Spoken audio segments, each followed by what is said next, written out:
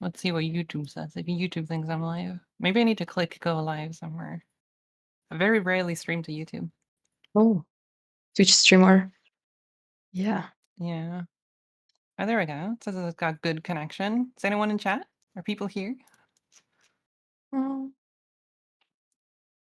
let's see. I'm gonna check Uh, mine as well.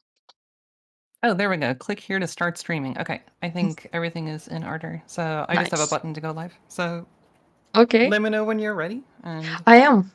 I am ready. okay, Yeah. then I'm gonna go live in 3, 2, 1. Hello, guys. Hello, Freya. It's truly an honor to have you here with me today because in Oh, hold on. January. Restart. Oh, Restart the intro. It took longer than I thought to start. it's fine. Okay, now we're actually live. All right, go for it. Okay. Hello, Freya, and hello, guys. It's truly an honor to have you here with me today. Because in January, when I started to become passionate about this field and I discovered your channel, I didn't even think that we would ever have the chance to talk. But here we are.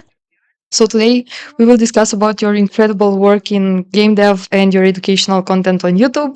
You're well known for your detailed and engaging tutorials that make graphics and math more accessible to everyone, which I think is very, very cool and useful, especially for babies like me in this field. You're also the creator of Shader Forge. You founded a company and many other brilliant stuff that I really admire and respect. But before we dive into the questions, would you like to tell us a bit about how you got started in this field and what inspired you to become a game developer and content creator? Oh boy, that's a very broad question. So why did I start making games? I think it was, I guess, like most people, you kind of grow up playing games and seeing games. Like, I guess for me it was like the early PlayStation 1 games. I played a lot with my sister and my father, and it was just an interest growing up. And then, as you get older, you kind of realize that like, oh, it's actually like people that make these things, and then you start learning about that, and then eventually I kind of realized that this is really really fun. Like it's just incredibly enjoyable to just work on all of this stuff. As soon as I got into like what it means to make, I started out doing level design and then level art, 3D modeling, and then eventually coding as well. And once I got into all of those things, it was just, I don't know, it's just super cool that video games were kind of like the you kind of take every single art form and shove it into a single thing, and then there's just this entire landscape of possibilities and things you can do within that space, which I thought was super cool. So I think that was one of the things that was interesting to me, and what got me hooked because it was also very fun to work with that. Yeah, that's nice. So, in an interview, you mentioned making the transition from a real engine to Unity. Can you share what motivated this switch and how it impacted your development process? Sorry, switching from Unreal to Unity. Yes. Hold on. I'm just adjusting your audio volume a little bit. Can you talk? Okay. Just One, two, ask the three. same question again, and then Okay. Yeah, uh, sure. In an interview, you mentioned making the transition from Unreal Engine to Unity. Can you mhm. share what motivated the switch and how it impacted your development process? Um, yeah, I think yeah, at the time, what was I doing? I think that I was at Future Games, which is a game dev school in Stockholm, and they went through a bunch of different engines. Like the first, when I was studying, we had 3 game projects, and the um, let's see, hold on, what? Organizing my windows. So I think our first game project out of the 3, we made a board game. So I guess we didn't use any engine. It was just kind of like, all right, we're gonna do some pure game design without any technology and just figure out, um, game design is something you can do without technology, right? And then we went from there to Unreal. So Unreal was the first engine we used there. And before then, I'd only ever used Game Maker. I think I tried RPG Maker, but I was just using Game Maker to make like simple like 2D tile-based pixely games. Um, and then, but yeah, so it was mostly just like, our school was like, all right, we're gonna switch from Unreal to Unity now after, our Unreal project, and yeah, and that was it wasn't like any informed switch. It was just because that's what we were learning next.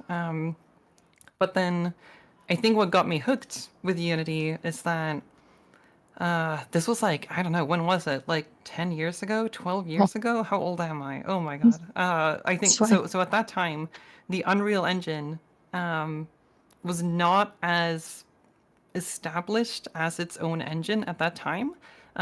It was called UDK, and UDK was basically Unreal Engine 3, but slightly easier to use for something that's not an Unreal Engine game, or an Unreal game, rather. So at the time, it was kind of like when you started a project in UDK, you would like spawn with a character from Unreal Tournament with a first-person control and audio and models and like all of that was there immediately, and you held a gun. Um, and so that was like, okay, so if I want to make something in Unreal, I'm starting out with a like first person shooter, and then I have to like work my way backwards if I want to make something else. And it was just kind of a mess. It seemed really difficult to get any kind of like your own functionality in, except for the like level scripting stuff they had of like it was called Kismet back then. It was just kind of clunky. And then when we switched to Unity, it was like, you know, when you start a new scene in Unity, you just have an empty scene and a camera, and it's just have at it, do whatever you want, basically. And so that kind of blank slate was really appealing to me because I wasn't too into making first-person shooters, and I wanted to make other things, and that was just hard in UDK. So in Unity, that was just much easier. And then also the Unity was just a lot more lightweight as well, so it was just easier to jump into and do stuff. Nice. Okay, interesting. And now, speaking of Unity and going into Shader Forge, how did the idea for it came about? For Shader Forge, I Yeah. just missed the material editor in Unreal. It's not really much deeper than that. It's just like Unreal had a material editor. I loved making materials in Unreal, and Unity didn't really have that at the time. There was a plugin called like Strumpy Shader Editor, which was not very visual. It was just kind of like nodes without any like visual previews, and I don't know. It was not very good. So I was kind of like forced to learn how to code shaders at that time, in order to do that in Unity. So like I mentioned, I've been doing a lot of environment art in Unreal. So just using the material editor was something I loved doing. But then coming to Unity, I had to learn how to do it by hand. In other words, like code shaders instead of like connecting nodes.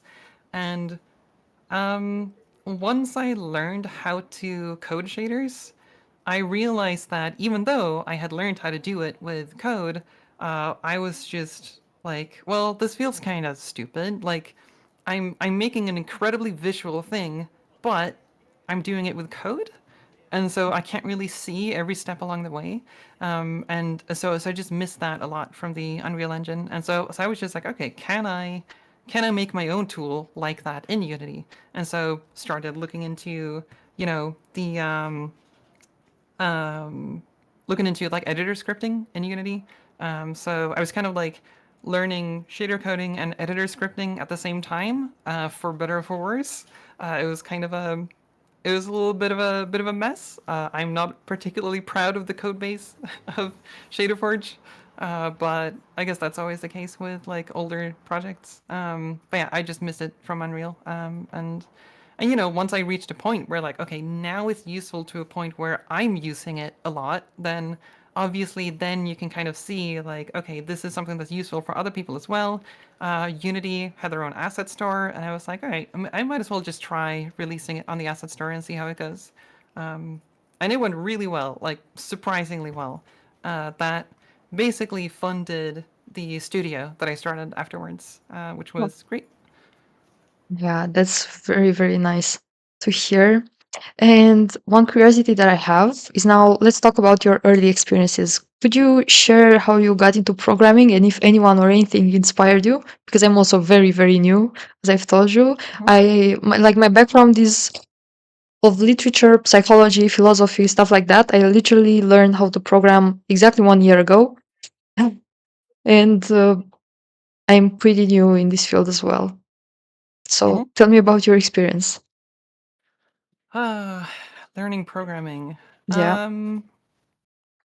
I think so. Most of my learning experience is generally just I am super interested in something. I get Mhm. really, really attached to something and I really want to create something. And then if I have to learn something in order to create the thing that I want to create, let's say that that's programming, then I'm gonna have like near infinite energy to learn that thing in order to like create the thing that I wanted to create. So like I almost never set out to be like, oh, today I'm going to learn how to code in JavaScript, or today I'm going to learn how to like yada yada. Like it's always like I have a goal in mind first, and then the stuff I need along the way is secondary. Um, and yeah, so programming was another one of those things where, you know, when I started using Unity, like, if I wanted to have my own functionality in the game, where I wanted my own behavior and my own types of movement and controls, all of that requires programming. And so, yeah, it was just like kind of a natural next step in order to make my own like games. So, yeah, it was not like a super conscious effort to learn specifically in that sense. But yeah, I just everything I do is like very much fueled by like motivation. I'm one of those like lucky people who have a very like high baseline motivation to do stuff. And so yeah, I don't really have any like advice if people are like, oh, how do I learn this the most efficient way? And I'm like, I don't know, I'm just excited about it, and then I spend a lot of time doing it. Yeah. Yeah, I empathize with this. Sometimes when I hit the pillow, all the ideas came in, and I'm like, I can't sleep tonight anymore. I have to do this thing instead. Mhm. So yeah, I know how this is like, but your passion is the way you're living right now. I mean, making a living out of your passion, I think, is the key in life. So all the Mhm. respect for this as well. Yeah. It is Um. kind of it is a little bit scary in some sense though, because it has a lot of drawbacks that I think a lot of people are not aware of. There's like it's very much possible to get into um, a state where like if you're doing your dream job and you're one person doing the thing that you love doing, the flip side of that is that you are entirely responsible to make sure that you stay alive financially. um, and that like if you are 100% safe and you have something in the background that just like generates money or whatever, then maybe that's not a huge problem. But generally you have to actually make sure that you keep making money. And the scary part with that is that it's very easy to kind of get stuck feeling like you have to do the things that make money rather than the things that you like doing. And it's really easy to get blinded to that and lose sight of what you actually enjoyed to begin with, and like what decisions you're making because you're stressed about money and what decisions you're making because you just want to do something fun. Um, so the lines between like work and hobby become incredibly blurred, and something that happened to me was that I got burnt out. And getting burnt out when you're doing your dream job is a really weird situation to be in.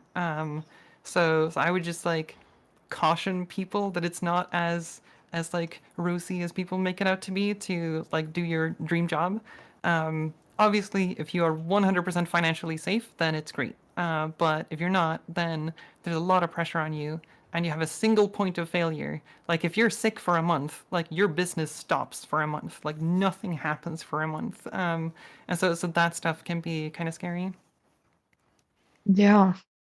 I'm also thinking about this because next year, my latest year of university, I have to choose an internship. And when I first started this university, I was very into UX design. And right now, I got very, very passionate about game development in general. I don't know exactly which area or which like level designer. I don't know yet. But the thing Mhm. is, I'm still thinking if I should switch completely to game dev or still go into UX. So yeah. Well, I mean, there's UX within game dev, That's so true. I guess it depends on like how much you want to specialize. I yeah, I don't know what the market looks like. I'm horrible at like anything business related. But yeah, there's definitely UX within game dev, especially at larger companies, because then if you have a team of like more than 100 people, there's going to be people dedicated to doing UX specifically. So if you're like really passionate about like a niche area within game dev, larger studios have a ton of roles like that. But if you're in a smaller studio, then generally you're gonna have to have a broader skill set than that. So like if you like doing UX, you might also be doing the implementation of the UI and like everything related to that, right? Rather than just the UX and the design part itself. Yeah. But yeah, so you've been how long have you been into games? You said since January January or this year. Yeah. okay. Yeah, all right. But then I would say that you're like super early in terms of figuring out what you enjoy, right?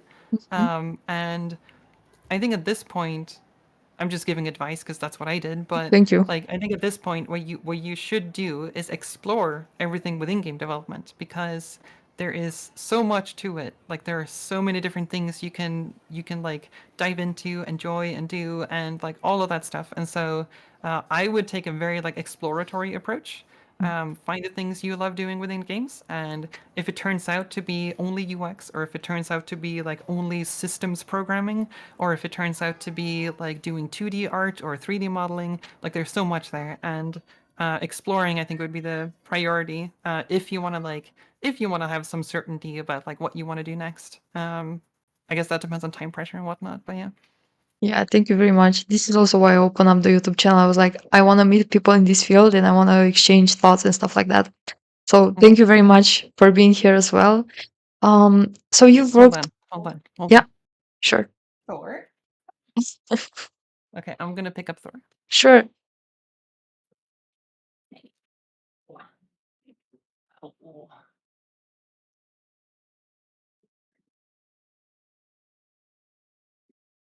Okay, bud.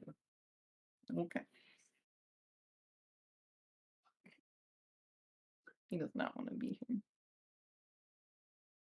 Okay, Thor. Okay. I need to put on my headphones. Mm-hmm. Stay here while I put on my headphones. Welcome Okay. back. Yeah, so So, Thor does this every now and then. He's an old man and he runs around and yells. It sounds very concerning, but we have been to the vet multiple times and they have no idea why. He just runs around and screams for like wow. 1 hour a day or so. So Wow. yeah, he's in my lap right now. Yeah, so cute. Okay, sorry. Continue. It's fine. So, you worked on various projects throughout your career. What are your favorite ones and why do they hold a special place for you? Oh, favorite projects. Hmm. Why have I not thought about this before? Um, it's hard to like pick any specific one because I think there's depending on how long you work on them, there's a like you kind of enjoy them to different amounts. I think anytime you're excited about something and you start out working on a project, that's the best like part. Like the first, I don't know, first half year of any project and even just the first like few months of a project, it's like so enjoyable. Um, but once you get to a stage of like, you've been working on something for 2 years and now you need to ship it and now you have like so many things you need to fix and like bugs that you have to work out and like you've done all the fun stuff. Now there's only the like chores left in the project. I think it's very easy to kind of like not enjoy working on it for the last bit. And it was definitely like that for like Budget Cuts, the VR game we worked on, where like we started out. We were at GDC. We were two people at our company, and so we started out at GDC and we met with Valve and we like randomly asked them at a party like, hey, could you get us a dev kit for the Vive? It was like before the Vive was released and they were just like super chill. They were just like, sure, we can get you a dev kit. Why not? And then that kind of like kickstarted the whole like arc at Nicorp where we started experimenting with the Vive. And that was the first time I had experimented with VR and that was super fun. I like those early days of VR where it was just game developers who were really enthusiastic about an entirely new design space. Like how do you do games in VR? It's such a different medium. Um, and like learning about that and exploring that like mechanically was super fun and challenging as heck because have you worked in VR before? No, not yet. Okay, so one of the biggest issues with VR is that you can't move the camera in game, um, which puts a lot of restrictions on what types of games you can make, right? You can teleport the camera if you want to, that's fine, but you can't have the camera smoothly accelerate anywhere at any moment. Or if you do, then whoever's playing your game is going to get sick. Or well, some people don't, but most people get sick. They get motion sickness very quickly, and so if you're thinking about like, okay, so how do we design a first-person game in VR? Then okay, so just movement is immediately just off the table. We can't use like a joystick to move your character because then we need to move the camera in universe, right? And then you're gonna get motion sick. And then okay, so how do we work around that? Then okay, then maybe I guess we can just teleport because teleportation is not that doesn't involve any like acceleration, which is the thing that makes you motion sick. And so that works. That's fine. Um, and yeah, so there's just a ton of challenges there. But the thing that is like one of the coolest things in VR, especially the type of VR that we made, where it's designed for you to stand in the center of a room and you're literally like crouching and like throwing things with your arms and you're like yeah you're like moving your entire body. You're not just sitting in front of a computer. Um, and it was the first time like when we play tested the early versions of Budget Cuts, it was so cool to see how like immersed people got into the game. Like we had one part of the game where you were like crawling in this like ceiling space, and in order to get up there, you have to crouch because it's low, right? So you teleport up into the ceiling space, and every player that play tested, they like physically have to crouch. Like there's no crouch button, right? Um, and then we had a hole in the floor, like just a ceiling tile that was removed. So when you're like walking around up in the ceiling space, there's a hole in the floor.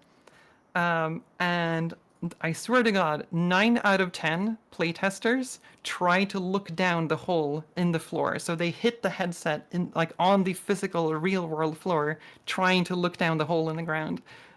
And it's like I've never seen that kind of immersion where they're so immersed that they forget that there's a literal floor under them, right? And like just as a game designer, like having your player be that into the world you're creating is amazing. Like that is so rare to get people that invested, right? Yeah. That was super cool. And just everything that was, we never had people so excited and like I don't know. Like quite often when you show your game to someone, they're like, "Oh, seems cool. Not really my type of thing, but it's all right, I guess." Like that's a very common response. But then with this game, it was like, "Holy shit, this was a whole other experience." And yeah, I don't know. It was just super cool. Obviously, a lot of that is thanks to VR and not specifically thanks to our game, but yeah. But yeah, so my point was, sorry, I went a long It's tangent about fine. budget cuts. My point was that the beginning of budget cuts when we worked on that game was super fun. It was experimental and it was a lot of like talking between developers and it was like creative and interesting. But then we needed to ship a game that was supposed to make money, and then you kind of get into this thing where like, okay, we've done all of the experimentation, we've found the things that work, and now we need to create hours of content for you to play. And I noticed that there were a lot of issues with the way that we created level design and whatnot in that game that made me just less interested in doing that. And so there was just a lot of less interesting work ahead. And so um, yeah, so like the end of development of budget cuts was like it was just dreadful. Like I guess it's very common that whoever's in production of a game, like once you release the game, you kind of hate the game. But like in the beginning, you're always like super excited about it. So yeah, I'm not sure which project I would say is the most enjoyable, but I really loved those early days of budget cuts. That was super cool. And now, can you give us any hints about future projects you're working on? Future projects. Yeah, Oh if it's God. okay. Yeah, yeah, totally. Future projects. So I still have some unfinished projects. For some reason, I got pulled into obsessing over a thing called lerp smoothing in games. Um, it's basically just a way to smooth motion. So if you have like an object, let's see, white background, that's better. So like if you have an object and you want to move it from point A to point B, right? Sometimes you want that to be smooth. So like Mm-hmm. it starts out fast and then it slows down, and then maybe you want it to be dynamic. So like it's kind of like an easing function, where it just slows down as it gets close to its target.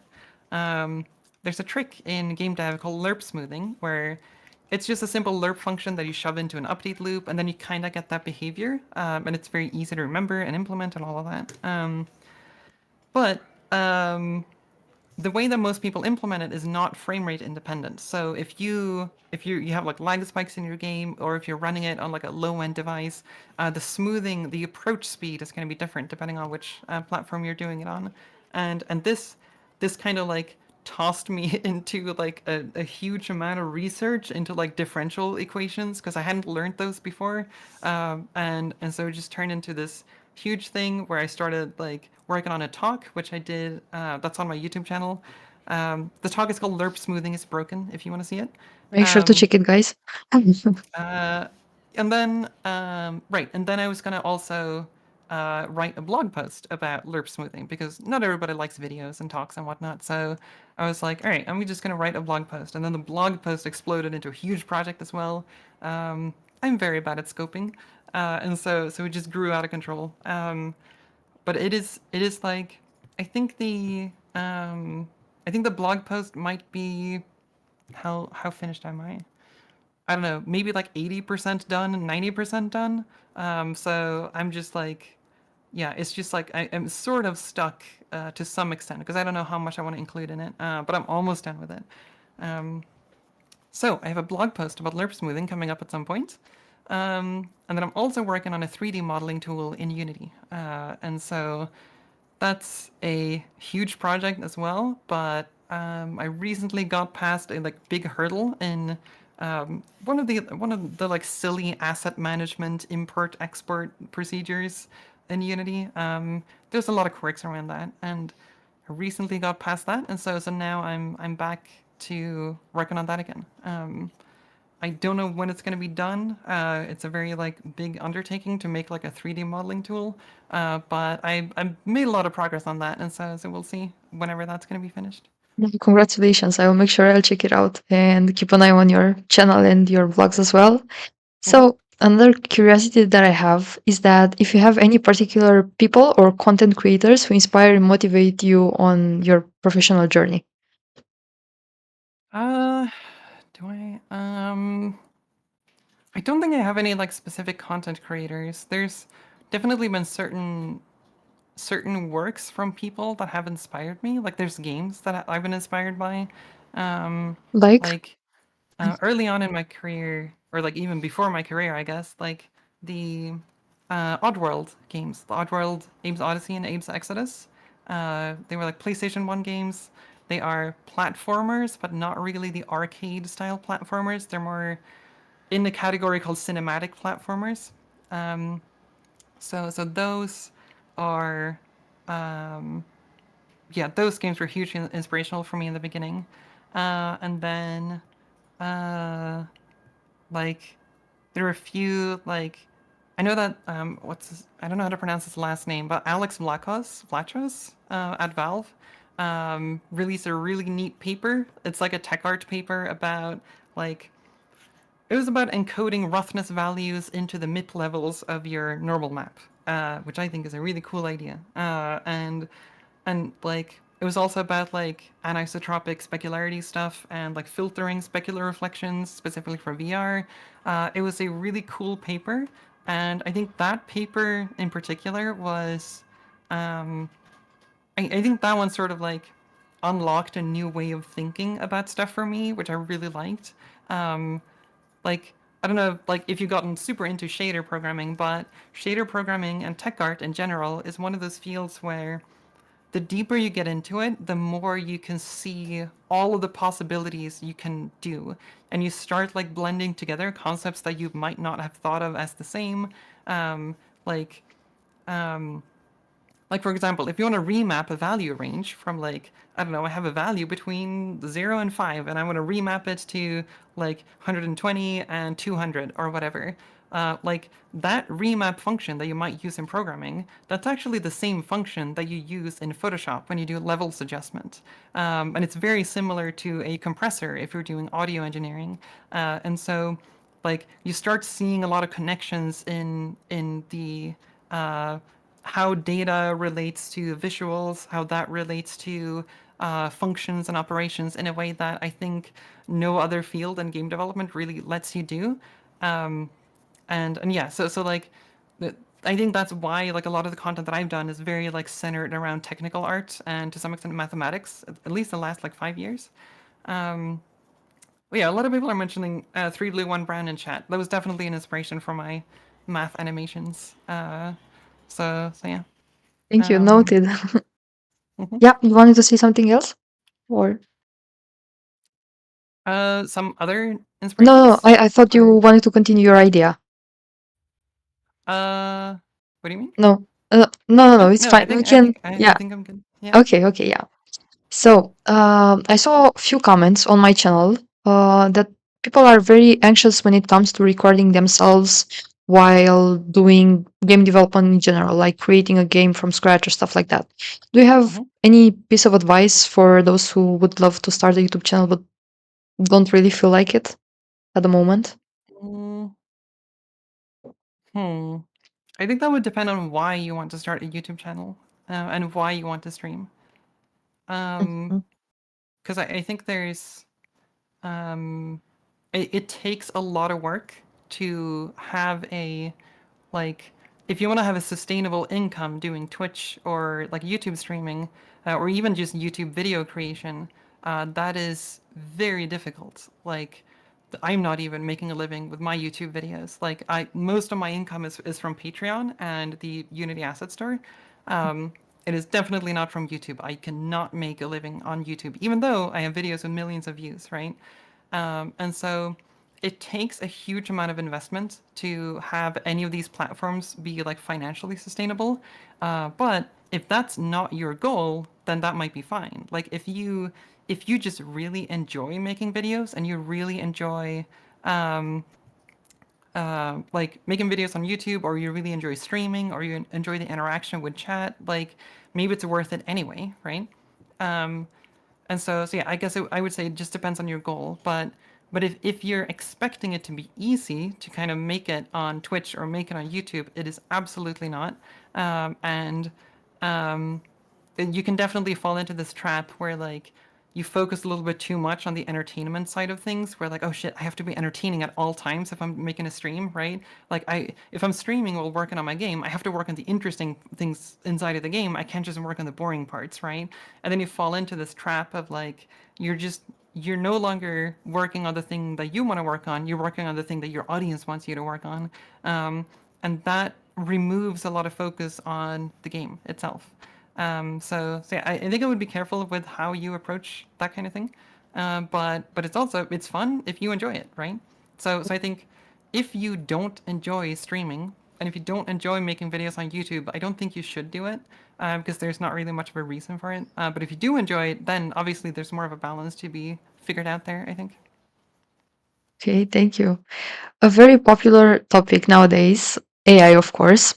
How do you see the Hmm. integration of artificial intelligence in game development and graphics? Hopefully not at all. That's the way that I see it. um, I think I am someone who is very much against AI. I don't think it belongs in creative fields at all because I guess I could go into all of the reasons. I have a lot of reasons why I don't think you should have AI in creative fields. So yeah, I'm personally not excited about it at all. But yeah, I think it has a lot of use cases. There are like things you can use AI for. So yeah, in my view, unfortunately, it's definitely coming. But yeah, I'm not excited about it at all. It's Okay. okay if you are. I'm just not. I wouldn't say I'm excited about it, but it really helped me making my way out this year with university, especially in this field, because it helped me a lot. Like every error that I had or question that I wasn't able to find online, for example, ChatGPT was there and he got my back. So yeah, unfortunately, I see your point, but Yeah, I think yeah, very I think unseen. there's a like ChatGPT as a substitute for a like search engine, I think is the strongest like use case that I'm like more okay with. Like I've also used ChatGPT when like I don't know, the other day I had like my food was going sour after I'd stored it in the fridge for a while, and I was like, okay, so how long is it okay to store stuff in the fridge before it's okay that it's a little bit sour, or if it's like bad or whatever? And just a simple search query for like um, leftovers sour or whatever, like a search for something like that, and all I get is like Google results on like how to make your food less sour or like some other like search engine optimized like garbage websites, right? Um, and so I think that the value with ChatGPT is that it can understand your purpose of your like search query in a way that like search engines can't, because search engines are like mostly keyword based. Um, but like beyond that, I like yeah, it could be a search engine enhancer, and I think it's useful for that purpose. But I worry about the way that AI is going to make its way into creativity, because I legitimately value art if it's human made, and if it's not human made, I don't care about it at all. It can look exactly the same, it can be the same output, but if a human made it, I care about it because now there's intent and purpose behind it. But as soon as it's just generated by an AI, it's like it's created by nobody, and it's like it's just empty for me. It's just hollow, and there's no reason for me to be invested in a piece of art if nobody made it, right? Um, and so for me, like ChatGPT as a search engine where you want to look something up real quick, where you can have some semantic understanding, is like super useful. It's honestly useful. But within creativity, I just think that AI will almost certainly only be used to replace humans effectively, make more vapid games faster, like an obsession with like productivity over creativity. And I don't see like companies wielding this power in ethical ways or using it in creative ways. Um, there's definitely some like there's definitely some silver lining where it's possible to use it in creative ways, but that silver lining is so thin that all the negative stuff like overwhelms it entirely. And that's not even getting into all of the stuff around like misinformation and disinformation that AI is enabling already, right? Um, and so for me, like on balance, it's just not worth it. Like we don't need it. It's just not necessary, and it's only making things like more hollow and vapid to me. And so yeah, that's how I feel about it. Yeah, So I don't know. I'm not excited about it. I see.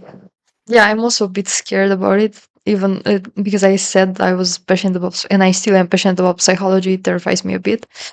But yeah, we will see. I hope the people will be able to manage all this power because it's a powerful tool that we don't really have all the, I don't know, the IQ to control or whatever.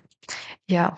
And the last question for today, do you have any advice for those who feel they are facing creative blocks or a lack of motivation? Uh, ooh, um, hmm. I guess it depends on what the reason is for the creative block. I haven't like looked into that too much. Um, yeah, I'm not entirely sure. I think certain things that have helped me kind of get out of a creative block like that. Like if I'm working on a game or a tool and I don't really know what to do next. I don't feel like super excited about it, and I don't know where to go, and like I don't know, feeling a little bit lost, kind of like that type of art block. Um, I think for at least for games and for coding projects, having someone try it out, I think, kind of gives you a like rejuvenated perspective on it. Like if you have someone play your game or use your tool, you can sometimes like see them get excited about the thing that you're not excited about anymore, and then you're like, oh yeah, this is a pretty cool thing that I'm working on, and I actually do want to fix this one thing that they struggled with when they started using it. And like I think just having like a perspective, like an outside perspective from someone else, just to get out of your own head, I think that can be really useful. Although I don't know, like I wouldn't use that strategy for, like if you're doing illustration, like that kind of art block, that's not as good of a strategy, I think, because I think drawing is a lot more difficult to have something tangible along the way. It generally looks kind of ugly all the way up until you have at least a finished sketch, right? So I don't know, like that part is much harder. But for game projects and tools and that kind of stuff, like just showing it to someone else is really useful. But then, like outside of that, there's general advice that's just useful for burnout in general, because it could be that you're not just art blocked, you could be on your way to burning out as well. And so, when it comes to that stuff, number one important thing is you have to sleep. You have to sleep like 7 hours at least. You have to. Like there's no way around it. Like no other thing that you're gonna like that you're gonna try to fix any sleep issues you have, it's not gonna work. Like you have to fix sleep first. So if you haven't fixed your sleep, if you're like running on 4 hours of sleep every night, that is bad for you. It is legitimately harmful. And as someone who's been burnt out, I wish someone like bonked this into my head that it's actually important to sleep. Like if you're feeling well rested the day after, that doesn't mean you got good sleep. It's just down to the hours. You need to make sure you get the hours in. And this is not just coming from me. I went to rehab for burnout. That's what they said as well. That's what's like been researched when it comes to burnout. So number one is fix your sleep. It sounds silly, but that is just the number one thing. And then another advice I would give is to get a change of environment and a change of perspective. I think a lot of the times when we get stuck in a project and we don't get anywhere is because we're stuck in our own heads. Maybe you get up, you work on something at your computer, maybe you work from home, so you never leave your house, and you're just sitting there, and then when you're done with your like if you're studying or whatever, or if you're like doing work, and then in the afternoon you're like, all right, I'm gonna work on my project, and then you're still kind of stuck in the same space you've been in all day. And for me, and for a lot of people, just like going for a walk makes a huge amount of difference if it's just like if you feel stuck in certain thought loops. It doesn't fix everything, but I just noticed that it helps a lot when it comes to depression for me. So I would try that for depression. It's really useful. It does not help for stress, I've noticed, but for depression, it helps a lot. And then the number two thing on the most important things to fix your burnout and all of that stuff is physical activity, which is not exercise. It's a lot of people conflate these two, but physical activity is just very light movement. Like exercise, you usually have to push yourself to some extent, but for physical activity, like literally just going for a walk every day, like it could be 5 minutes. It doesn't have to be long at all. It could be 2 minutes. It could be 1 minute. Like anything is better than nothing. And wherever that bar is, if you try to get like a little bit of it rather than nothing, that's going to make a huge difference when it comes to burnout. So those two are the most important things, I would say. But it could also be that maybe it's not really burnout. Maybe you're just bored of a project and you want to like get excited again. So in that case, I think my strategy is usually to have multiple projects at once. When I'm bored of a project, I just go to one of my other projects, and so I usually have like 3 or 4 projects running in parallel. And if you're making a game, then you can like, well, maybe not everybody, but if you're an indie developer where you're kind of like wearing many hats at once, then for me, when I'm like bored or stuck and like don't know how to get like past this like programming problem, then just switching to a different field, like, okay, I'm just going to do 3D modeling today. I'm not going to do any programming for this project anymore because I'm stuck with this annoying problem. So just do some 3D modeling or some like design work or whatever. So just kind of switching your digital environment and not just your like IRL environment is also useful. Yeah, Yeah. that's what I would say. Yeah, thank you very much for your time and your sincere, inspirational answers. It's literally fascinating to hear about your journey and how you managed to positively impact the lives of those who follow you. Thank you once again. Take care and have fun while doing this live stream. You know, and thanks for having me on and reaching out. Thank you very much. Take care. Bye. Bye. Bye.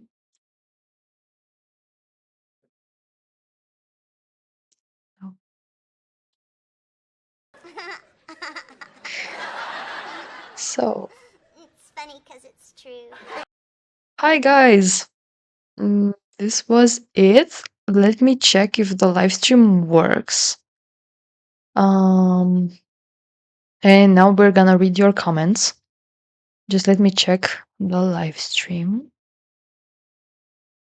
1 second.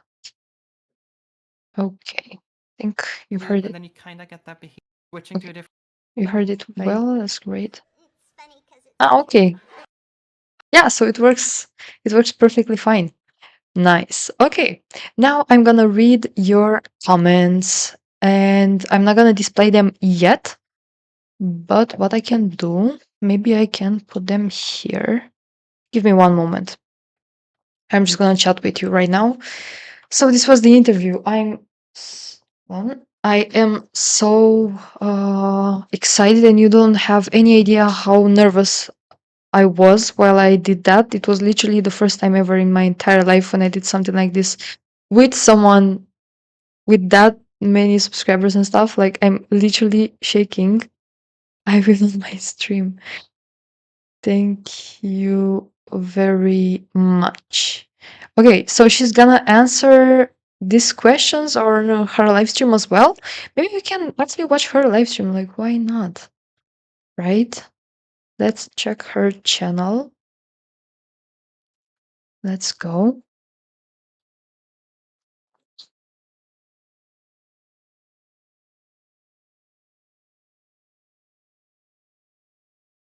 One moment.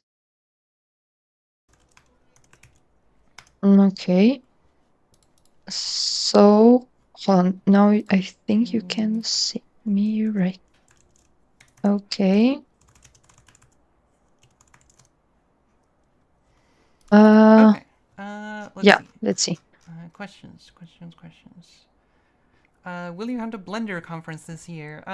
Okay, so now she's answering her questions. Okay, I'm gonna check what you guys said in the chat right now. So, I don't know if I can send links in chat, but I'm live.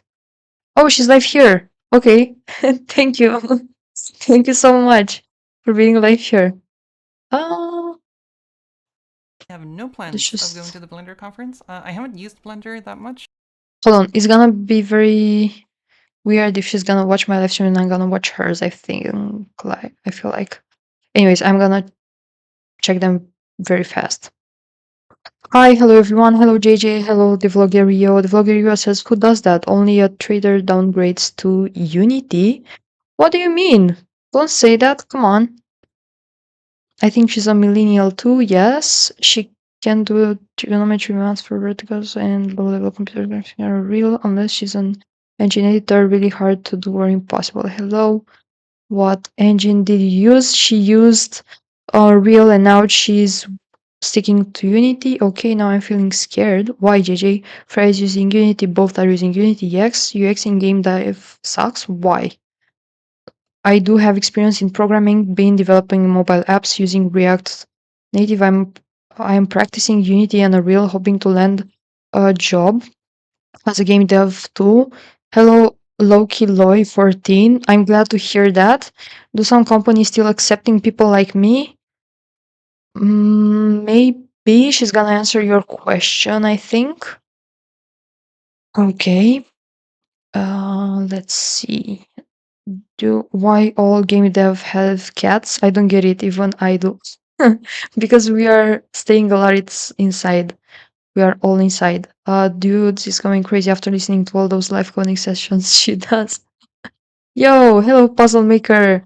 The cat, I mean, I'm here. Welcome. That's where Thomas Brush videos come in to handy. Watch them to keep motivated even after 2 years. Yes. Yes, that's true. Benefits of living in a first world country, you get to work with VR early. Yeah, that's true. Hello, Soyama. I hope I'm pronouncing your name right. Who cares about VR? It's dead. No, I don't think it's dead. I think it's literally at the beginning, I would say. Hold on. So I feel like I'm not Is she on my live stream? development. I guess I do tool development. Okay, she's also answering questions. I'm also answering my questions here. So, yeah, I don't really think VR is dead at all because imagine Mark Zuckerberg is constantly doing something with VR, in Meta, in their stuff, like with those Apple Vision glasses, for example, right? They're literally everywhere. They're very, very popular, especially in the US. I feel like maybe not in Europe because they are $3,000 or something like that. So not that affordable yet. So Yama said VR is new, give it time to catch up. Exactly, exactly. I feel like if you will get to the US, you will be amazed. I've never been there, but I saw a lot of people um talking about it like from the US. Okay. Let's see. The Vloggerio said note she had a team and a budget even in early days. Yes, that's true. Just multiply the LERP speed with delta time.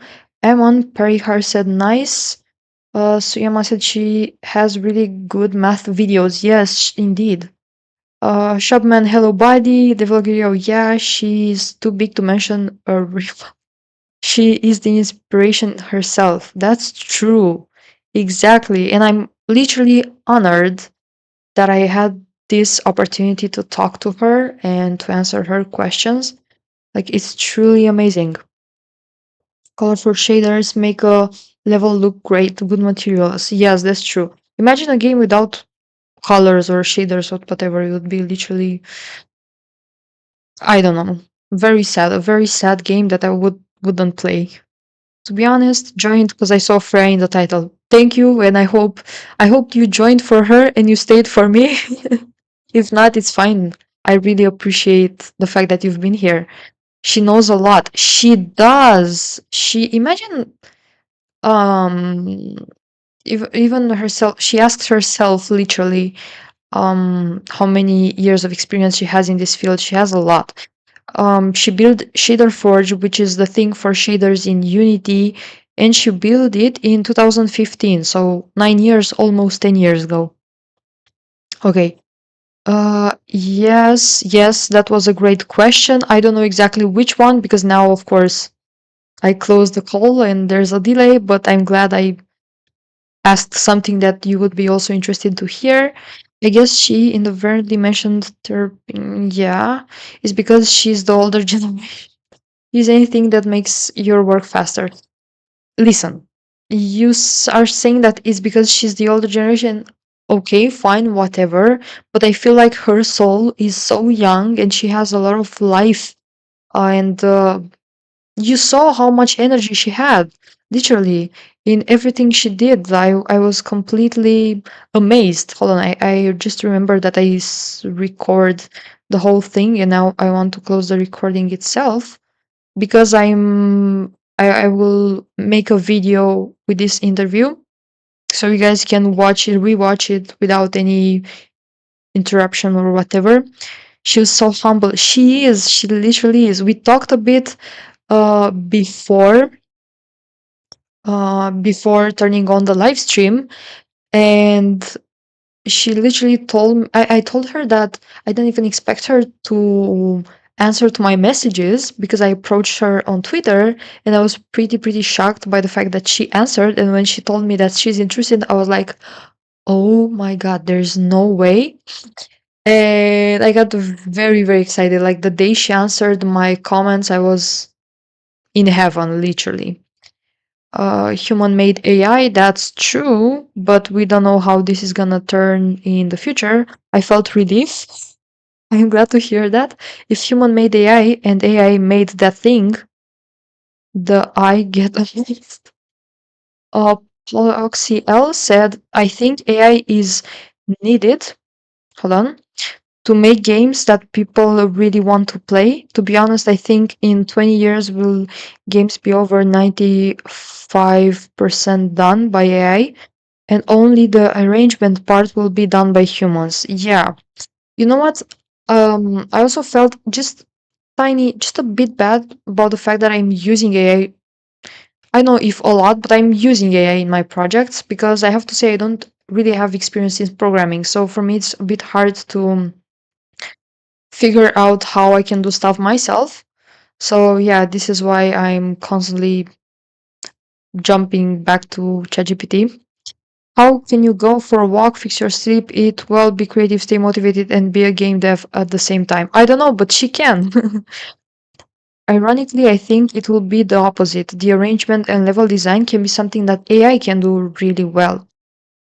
Even now, procedural generations can generate good environments. It's interesting. It's interesting to see that you guys have different point of views. I subbed to her. She seems awesome. Yeah, well, thank you for her, I guess. You didn't take any question from the chat, scam?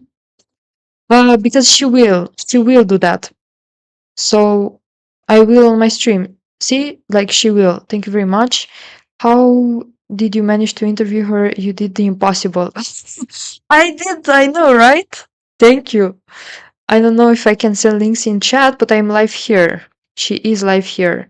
She asked, lol. Yeah, I asked. That's what I did. That's literally what I did. I'm so glad she responded here. Such an honor. Not sure if you know the holodecks in Star Trek. I think Thomas Brush mentioned them at some point.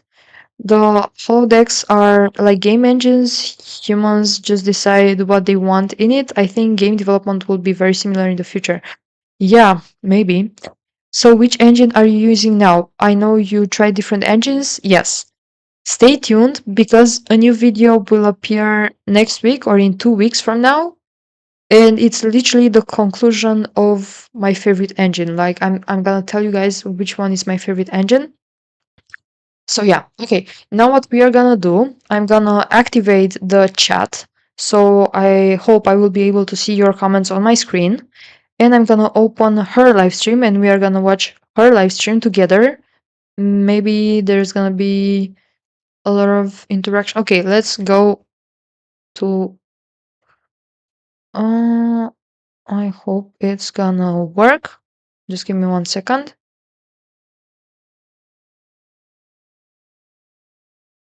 Um, honor for me, I guess too, because she answered my chat. Yeah, yeah. Visual nominator, that's interesting. Okay, now we're gonna watch her live stream. So let's see. Hold on. Apparently, maybe I have to log in. Hold on. Please give me 1 second, guys. Because I think I have to log in to be able to see the chat in real time. 1 second, and we are gonna do that together. So no worries. Chat, whatever dev community, and where is the other one? Streamlabs. Okay. Maybe we can close this one. We are gonna connect, and I'm gonna paste back to dashboard.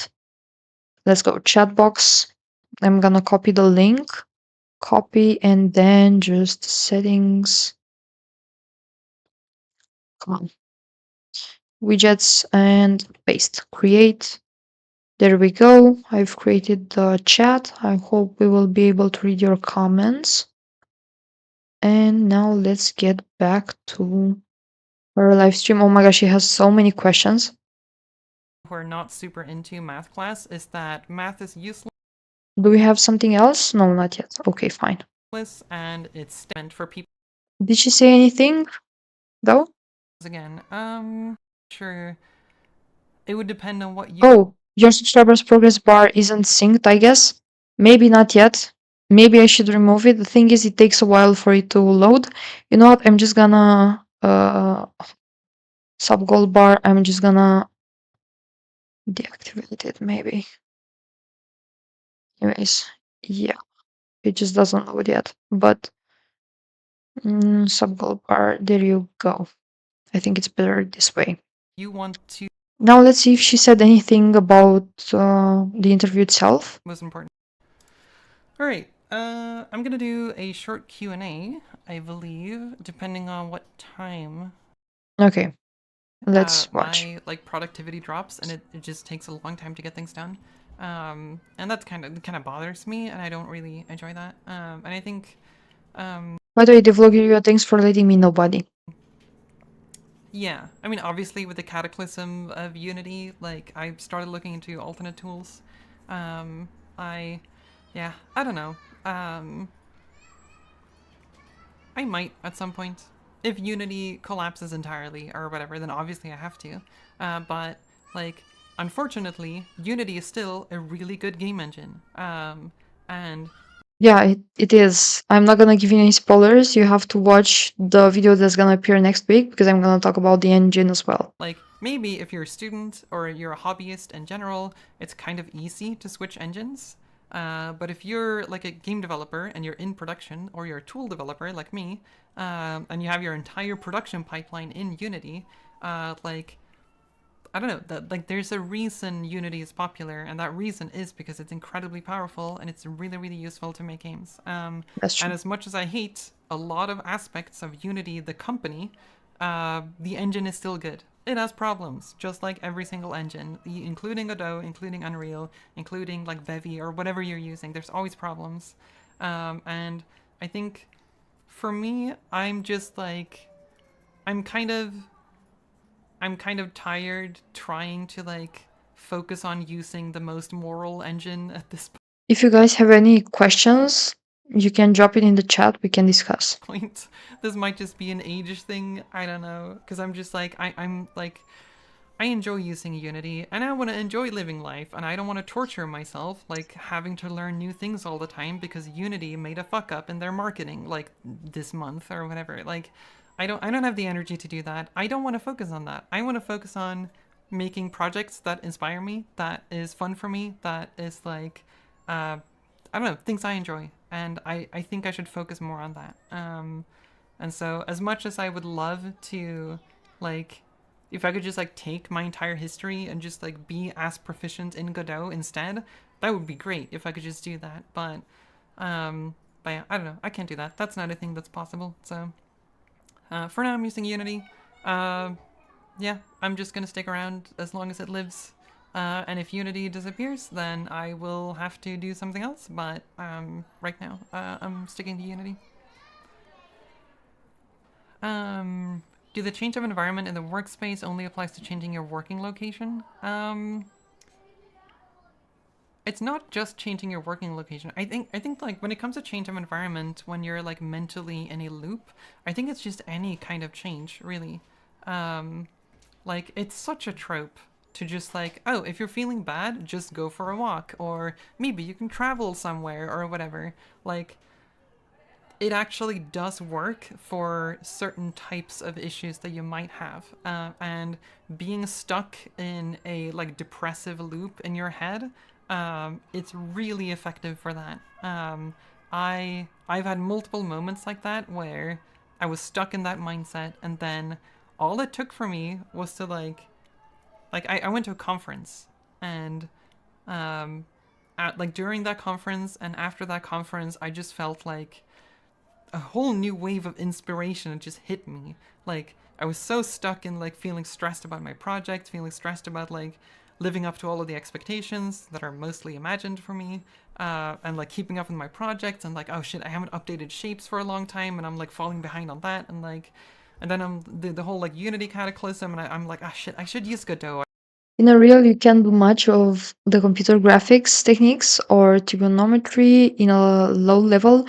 Let's say vertex manipulation, unless you are an engine programmer or your area, I think, really deep into the coding. Okay, but in Unity, you can do that easily.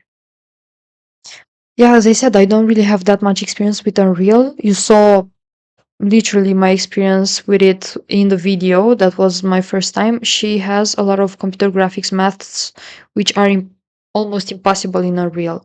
Yeah, that's true. She's the creator of Forge, guys. I don't know if you know that, but I asked her a bit of tiny questions. She created this herself. She's the creator of this. Can you believe it? Like, This is why I said multiple times it's an honor to talk to her. Imagine I got into this field in January, literally. I started YouTube channel in April, and I just asked her if she's down to do an interview, and she said yes. And you can see here what Shader Forge is. It's such a huge thing in Unity. I don't know, this is history, literally. I shouldn't use Unity anymore. Like, it's not good to support Unity when they've done so many shitty things, and like, I was so stuck in that mindset. And then when I went to the conference in Spain, Guadalindy, and I did my LERP smoothing talk, when I went there, there was no She made it? Yes, she's the creator of it. Can you believe it? This is why I said multiple times it's an honor. You can see here Shader Forge, and this is her website. Literally, this is her Twitch username. You can find her with this in Twitch streaming and stuff like that. And yeah, she made it. So all the respect, and I'm sign speechless, of literally. people who gave a shit about which engine you used. Like, nobody cares. Everybody was just like, here are our awesome projects, like, check out our games, we're working on this thing, isn't this cool? And I'm like, yeah, that is cool. I feel like nowadays everyone is curious which engine is the best, which one should I try. There's a discussion before starting to actually doing something. This is why I wanted to give a try to each engine and to make sure which one fits me the best and to which one I want to stick, because I don't want to imagine like I have 1 hour a day dedicated to game development, let's say. I can spend 30 minutes working in Godot, 20 minutes working in Unity, and 10 minutes working in Unreal. It doesn't work. Like, you have to stick to only one, and you will see which one is my favorite. That is nice. So which one you choose, I will make a video with that. Keep an eye on this channel, turn on the notifications, because it's gonna appear in 1 week or 2 weeks.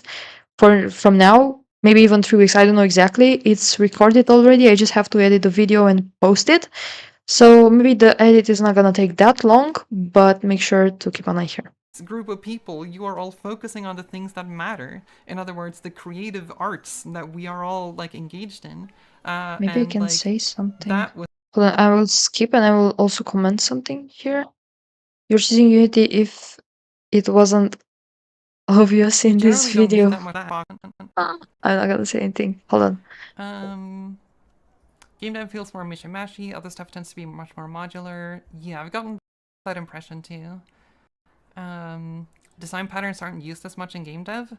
I don't think so. I've gotten that impression that game dev, there's a few things in game dev that is Hello, Clavian. definitely like things you would call patterns that are useful. Like in game development, you use singletons quite a lot, and there's a lot of like data-oriented design that's really important if you want to do like high performance stuff, especially if you're doing like GPU stuff or like parallel processing. Like that's when you're gonna see the most design patterns, or like the ECS design. But I don't think there's that many design patterns in game dev. Generally, I guess there's Unity's component system is probably counts as a design pattern, I suppose. But no, in my experience, design. I chose the dark side, Unreal. Totally like that. Each engine has its own benefits and advantages. Imagine I say my favorite color is green, your favorite color is purple. Well, that's pretty much it. This is the same with engines, right? Maybe what you're trying to find for your game, you're not gonna be able to find in Unity. So this is why you choose Unreal. So yeah. Design patterns are pretty sparse, and it's mostly I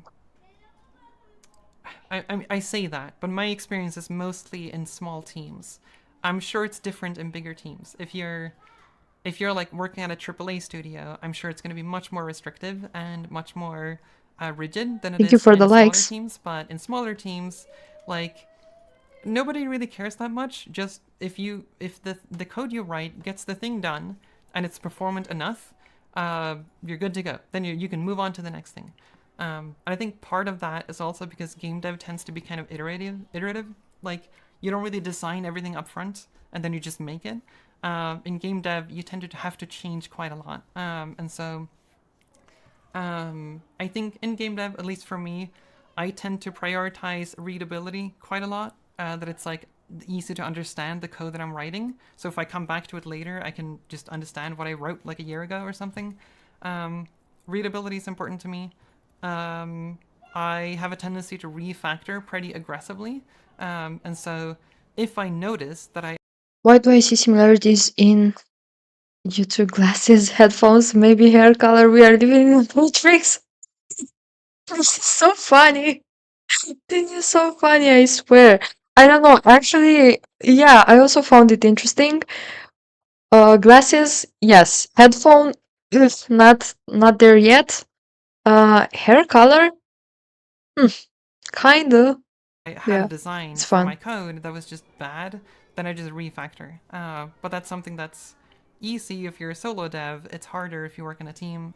So again, that's just advice for solo dev, I guess. My PC specs. Hold on, she got old and she's passing. So, come on, no, don't say that. It's not polite. What's your PC specs? I'm gonna search for it right For now. the most part, she comes Hold up to on. the ability Let me skip to the. So we are gonna be live. they're very different. Unreal plus Git, horrible Do I need combination. Ooh, yeah, I've heard about that. So it's not a myth anymore. This is the harsh truth. I think I don't know. I don't know. But Git with Visual Studio was not that bad, I would say. I mean, you in better lead Unity. code to be a senior game dev? You do not. What's the job market for game dev like? Can I get a job with just my knowledge of Blender? I've heard that the market is, well, in general, game dev is very competitive. It's impossible to work in Unreal as a team, plus no Git support. That's And I've heard that the hard. market is pretty bad right now. There's a lot of layoffs, so there's a lot of like really talented people who are in the job market searching for jobs. So I think it's probably going to be pretty rough right now. That's what I've heard. I'm not sure how true it is, but yeah. Can you get a job with just your knowledge of Blender? So nobody really cares about your knowledge about a certain thing, but if you're good at using it, then that matters a lot more. So you could be an expert on every single feature of Blender, but if you can't make 3D models that are good for games, then that doesn't really matter. It might matter if you're like doing like tool development and like content pipeline stuff. Then your knowledge of Blender might matter quite a lot. But if you're doing like 3D modeling, then it just comes down to your like artistic ability at that point. So then you need to like prove yourself on an artistic level, I think. I'm trying to text her. I Um, hope she's gonna see my comment just came out of because a it's 3-week very. Burnout. It's not fun. I absolutely hated opening Unity, so I watched a 6-season show instead. Only just started up again yesterday. Oh yeah, that was something that actually worked for me too. I usually don't enjoy watching movies or TV series, but like during some of my like worst parts of my burnout, just watching something like a movie actually helps quite a lot. And specifically Which is right, being deep at one thing is better than being a shallow ocean unless you are an indie game dev or full stack. Yeah, that's true. movies. YouTube videos didn't work for me. Like it can't be like informative or something like that. It has to be like an entertainment thing. That helped me quite a lot. I think it's possibly because like Thank you very much for subscribing, LeBranc Canvas. Welcome here, buddy. it's again like the idea of like a change of environment or like taking you to a different world. I think movies have a tendency to want to do that, right? And so I think that's partially why that works.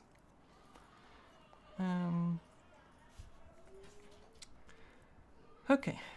I'll find your channels through those videos and I would watch stuff of less professional quality from you. Yeah, I think a lot of people would. I think like a lot of the Finally, like all yeah. of these expectations. She was a bit unsure if she should post this on YouTube or not, because first when I asked her, I was like, are you down to do this on my channel as a YouTube video? And then she was like, can I stream as well? And I was like, oh, of course you can do that. For me, it's an honor.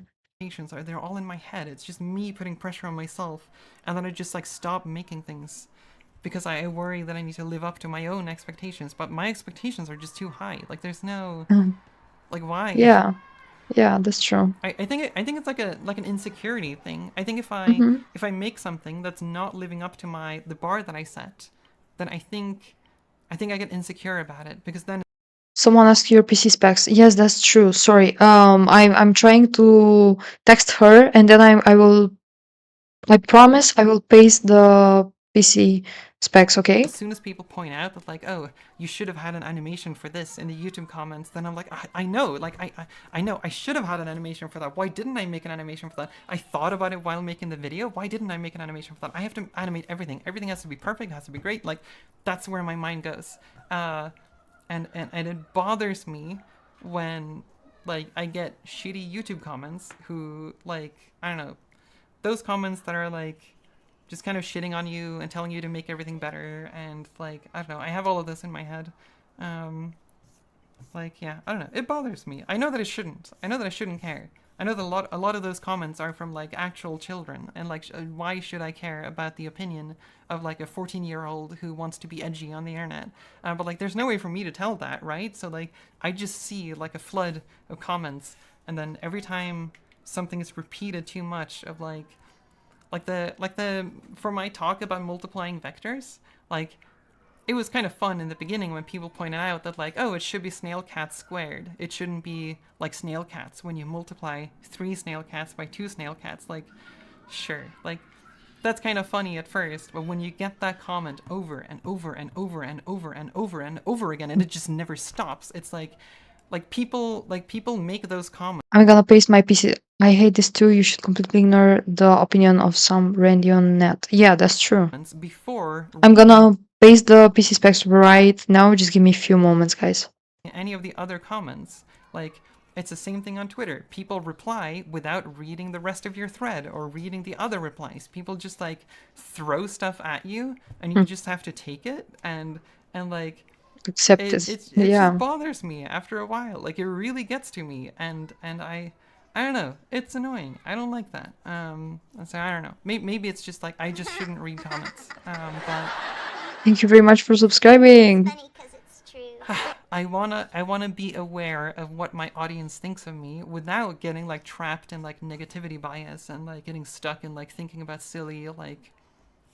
silly thing where I forgot to mention that it should be 2 snail cats squared or whatever. Like it's so dumb. I'm 26 years old. Can I join game dev? Yes. Sure.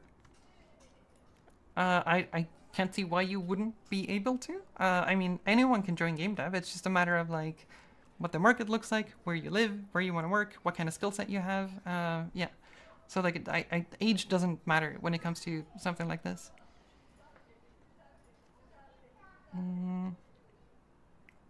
How do you make your animations? Any specific tool? I use Unity. I have created my custom animation tool in Unity and a vector graphics tool that I've also released as a plugin called Shapes. So all of that's made in Unity. Yep. I want to learn making shaders, so I start with Shadegraph or AMP. AMP? What's AMP? Animated music video. What? Animated music video. What's AMP? Oh, Yeah. I feel stupid. I'm not sure what AMP is. Is that Amplify? I usually hear people call it ASE for Amplify Shader Editor. Anyway, if you want to learn making shaders, I think node-based or in code, either is fine. Honestly, pick the one that you like the most. I think Unity, for the most part, is going to move in the direction of node-based shader coding almost exclusively, it seems like.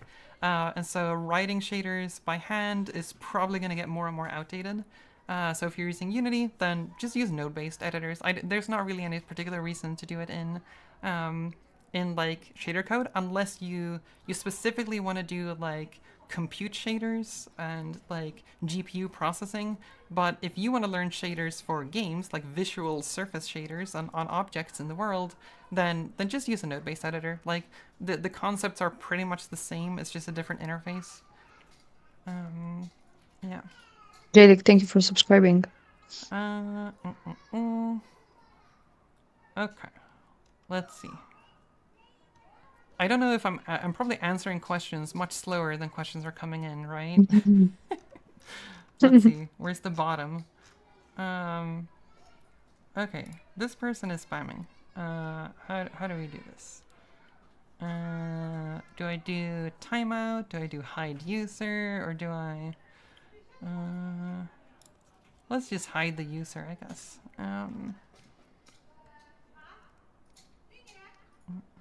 I'm curious if she saw my message. Okay, let me just scroll back. Maybe I can actually copy it. I don't know if she can see. Hold on. Okay, do you plan for your 3D modeling tool to be game engine agnostic or perhaps even export FBX files?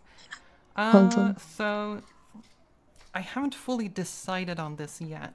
I think the part of the problem is that I want to design my 3D modeling tool to be I want it to be a tool for level artists, but also have the ability to make more like prop-like objects. And because it's specifically for level art, Yeah, I texted her on Discord. it's designed to live in the scene view in Unity and not as a like third-party application that's like separate. And so if I turn it into a third-party thing, my audience will grow massively, but Thank you for the follow, Martin. the thing that makes it unique will also kind of disappear. And so it's kind of... I haven't decided yet, but I have considered making a standalone thing, and I've also considered making a Godot version of it. But again, I'm a little scared of like taking on too much work. So I think for now it's just going to be a scene view tool in Unity, and maybe I'll look into making like a standalone thing at some point. But yeah, and even if it's Unity specific, I will be having like export abilities. FBX, I'm not sure. Definitely easier formats like OBJ, because I don't know what the FBX format looks like, but yeah, like OBJ export is very simple to add, so I'm gonna do that definitely. So if you want to, you could like use Unity just to use my tool to make models if you want to. So it's like almost standalone. Yeah.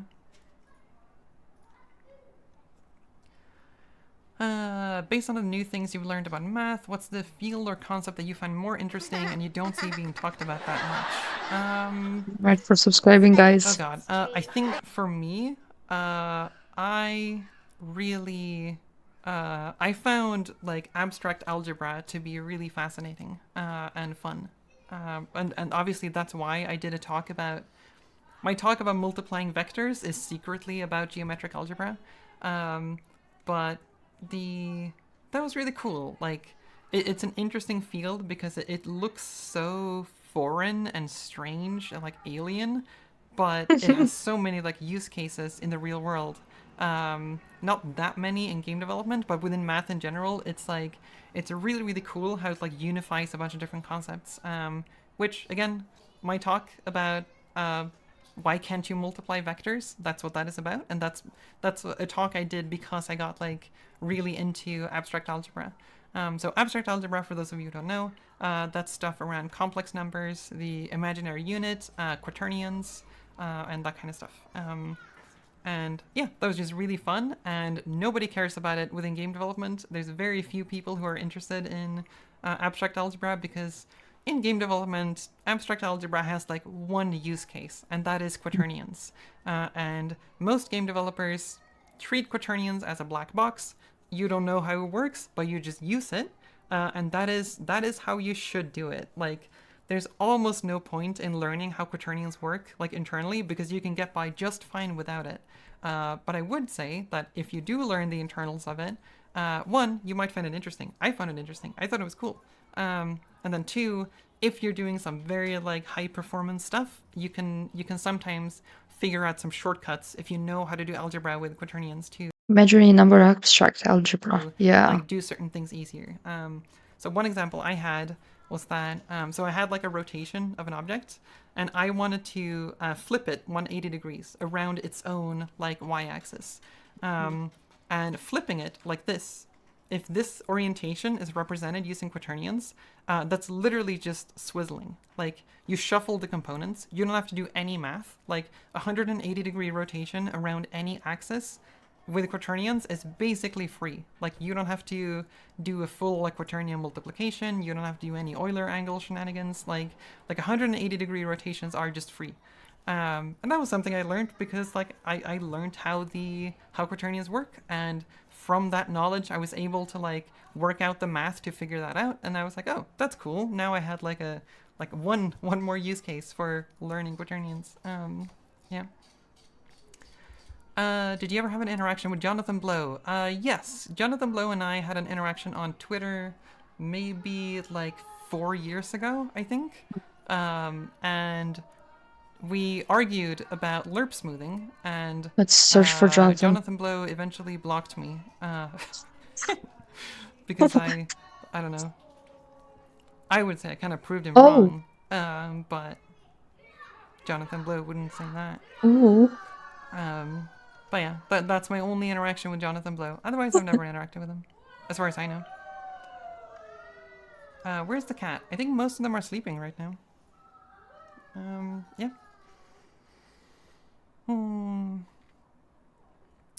What do you think about use of Unity in Indie Studio? It's great. It's a good indie game engine. Why are there less opening for jobs in Unity? No idea.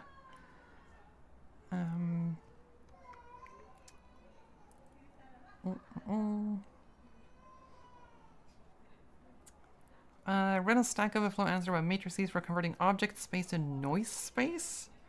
I know object world and tangent spaces, but noise space. I have no clue what noise space means. Could it be that you were reading about like FFTs and they're talking about frequency space? It could be that. That's the only thing I can think of. I don't know what noise space would mean, unless it's like they have a space for a specific type of noise that they're making, but that space is like a part of another space. Like, it's just their own alignment within world space or whatever. Yeah, I don't know what that could have referred to. Do you have tips on improving performance for raycasting? Currently I have a check that only checks like 4 times a second. Is there a more effective way to improve performance? Well, usually it depends on if you're using Unity or if you're making your own game engine. Because, yeah, I don't know. Because like if you're making your own game engine, there's like a ton of acceleration structures you generally have to set up for. I need a math translator to understand her sometimes. Me too, buddy. We are in this together. You're not alone. Raycasting, but if you're using a game engine, they've already done that work. Yeah, I don't know. One thing you could do is make sure you only raycast the objects that you expect to hit. So if you only expect to hit like walls in a like game or whatever, you can use a layer to like filter out all of the colliders that are never going to be hit by the raycast. But other than that, I don't know. Do you use Vim key bindings? Nope.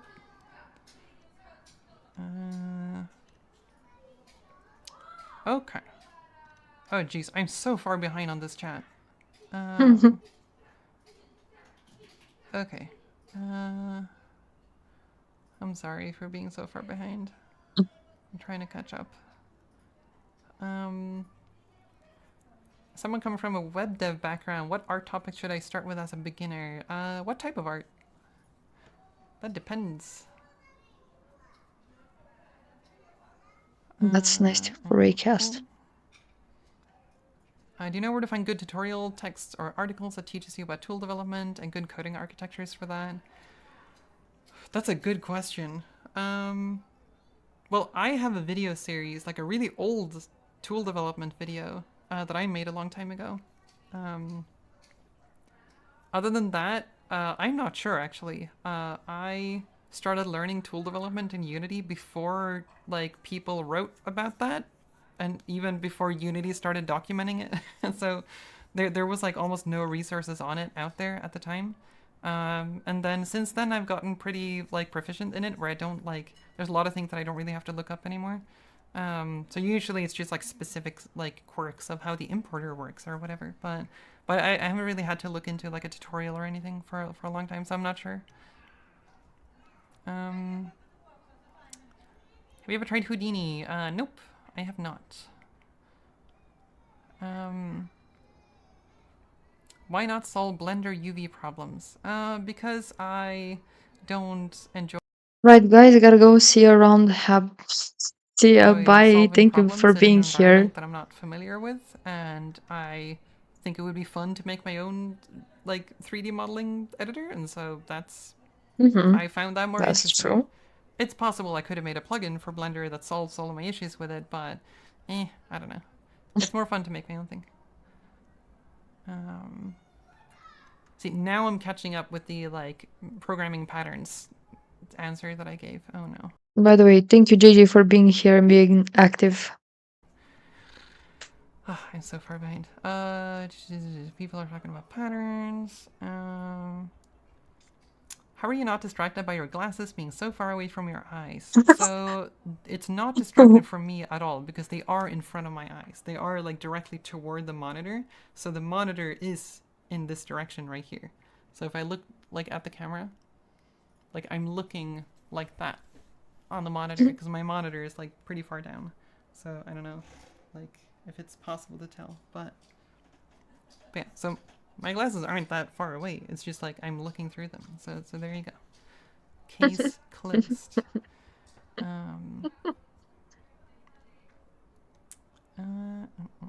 That was a good, funny question. I'm Yeah. gonna have my first lead dev position with a team of artists under my management. I do not feel ready. Help? Question mark. I don't know. I can't give you much advice there because I've never been lead.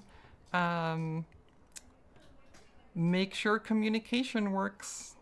That's one of the most important things. That's a very general advice, but yeah. Get ready to no longer do work. Get ready to no longer do work is what Ashley is saying. As in, like, your actual job or whatever, 3D modeling. Yeah, it's very common for people who get into lead roles to, like, if you're a lead programmer, then you don't do a whole lot of programming anymore because now you're managing other people doing the programming, which kind of sucks if that's what you want to do, right?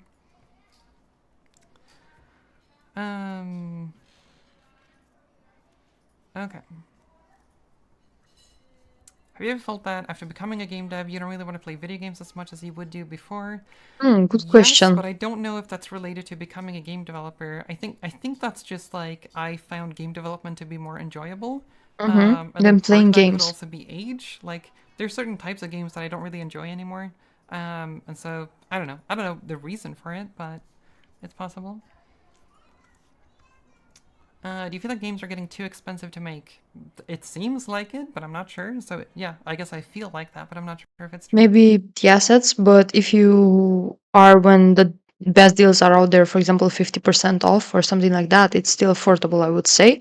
It depends on what exactly you are planning to do and how big your game is gonna be. So yeah, prepare to spend a lot of money in the Unity asset store. Otherwise, it's still doable, I would say. It seems like some of the AAA projects are just like so wildly expensive and huge that I don't know, it's just kind of terrifying.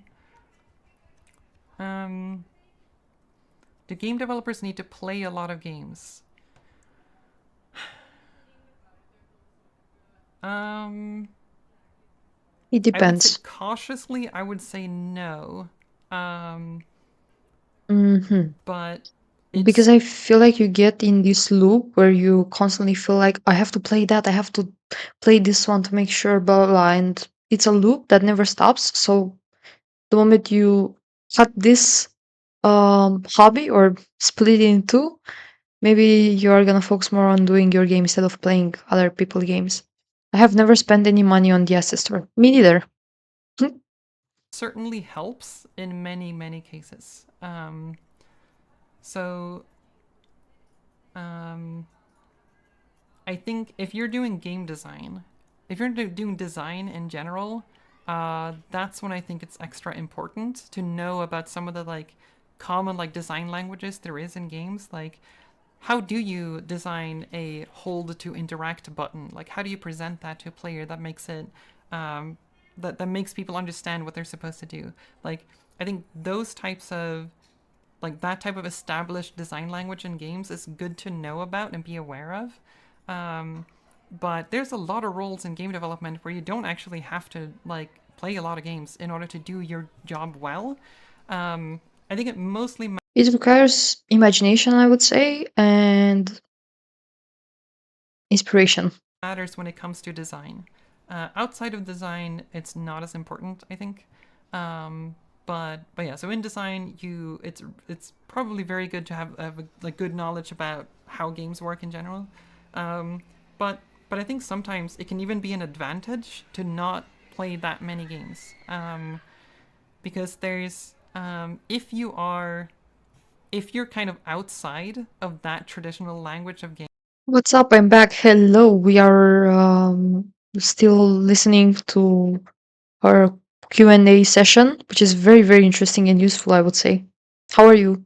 Games, that usually means that you have a perspective that's very unique within a team. And I think it's possible for you to deliver and contribute on things that other people might not have even thought about.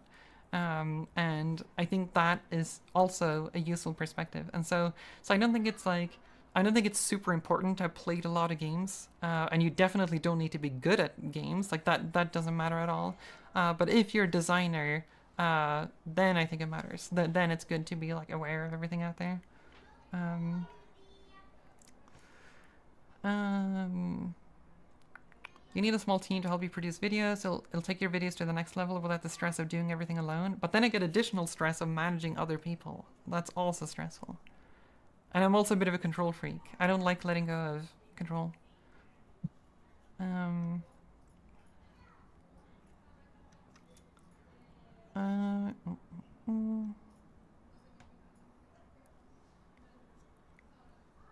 Well, so thank you, Box Platformer, for the comment you made probably like 10 minutes ago about appreciating me sharing my knowledge.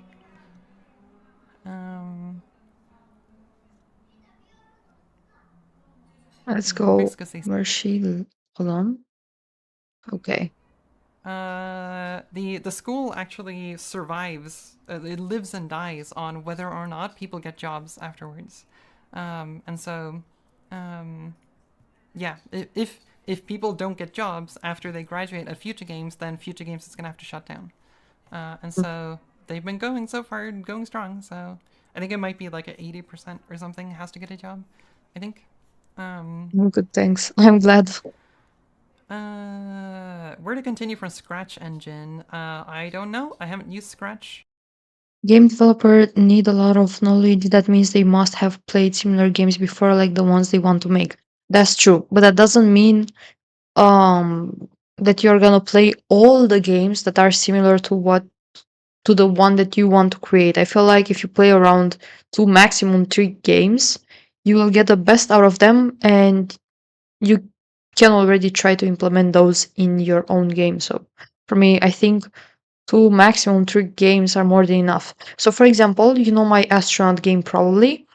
I've played Sky, the Children of the Light. You can check the live stream yourself. I did it, I think, 2 times. And then I played No Man's Sky once. I've tried it the second time. It didn't work on the live stream. Apparently, my laptop is powerful enough, but the live stream, hi, I'm back. Welcome back, Archbase. And yeah, so I played literally 3 games. I also played the first 3, which I have a normal video on my channel with it. So yeah, hello back. I'm JJ. JJ is networking. So if you play around 3 games, I feel like it's enough. I guess the most similar thing I've used is Game Maker. I would just start using Unity. It's like Unity has a lot of resources online. It's pretty easy to get into because of the fact that there's resources online everywhere. And so yeah, just start using Unity. I would say it's an engine used by beginners and it's an engine used by professionals. So whatever point you get to within Unity, that's going to be useful for professional game development as well. Are you nearsighted or farsighted? I am farsighted. I don't think farsighted is an actual like medical thing, but in the sense that like when I relax my eyes, when I'm like fully relaxed with my focus in my eyes, my sharp focus is like several kilometers away. I think like around 8 kilometers or something, almost infinity practically. And so the reason I'm wearing glasses is because it moves that distance from like 8 kilometers down to like 1 meter, which makes it so that I can relax with my eyes instead of like straining them all the time to pull my focus in. And so that's why I have these glasses. I'm not supposed to wear them outdoors. If I go outdoors, I can't see much beyond like 5 meters. So then I have to look above the glasses all the time. So, yeah. So, What's the future of the game dev industry? I have no idea. Hopefully it's gonna be good. best answer out there. The most distracting part is seeing the frame of your glasses when they're not like almost touching your eyes. Is it that distracting? I feel like so I used to have my camera lower, but if and I guess I could push them up a little bit. But then when the like top frame intersects my eyes, I think this is kind of a shitty angle because then you don't actually see my eyes. They're kind of like obstructed by the glasses. And so then I have to go like even further to make them like be within the glasses. But then I need to have a really low camera angle. And I don't like the way my face looks when I'm like straight ahead. Like, I don't know. It doesn't look super good. I like this angle better. And so that's why I do that. And also like for me, like it doesn't matter if my glasses are like all the way down here. Thank you, Martin. You are just keep subscribing and not subscribing. It's funny. Thank you very much. Or all the way up here. It looks the same to me. And so that's why.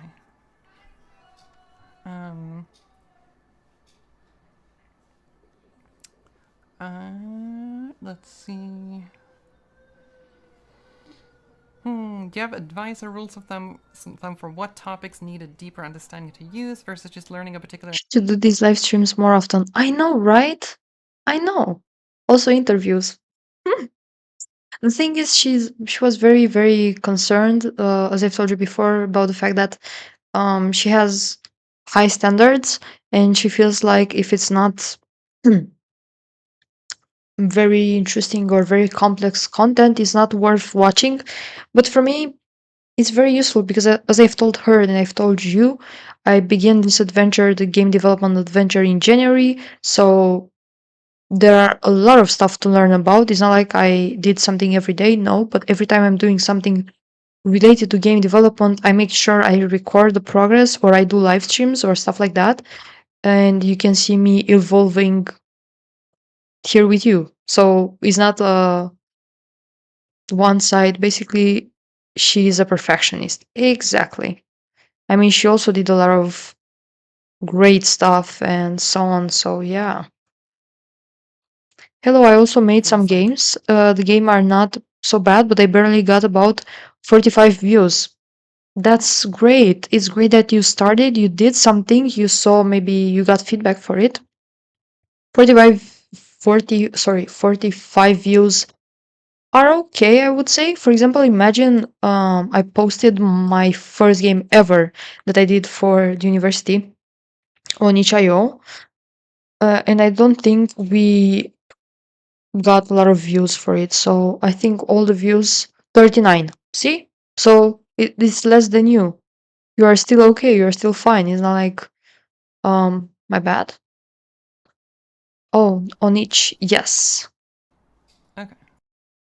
We can you can drop it. You can join my Discord server, and you can promote it there for free, and maybe you will get more views. Feel free to do that.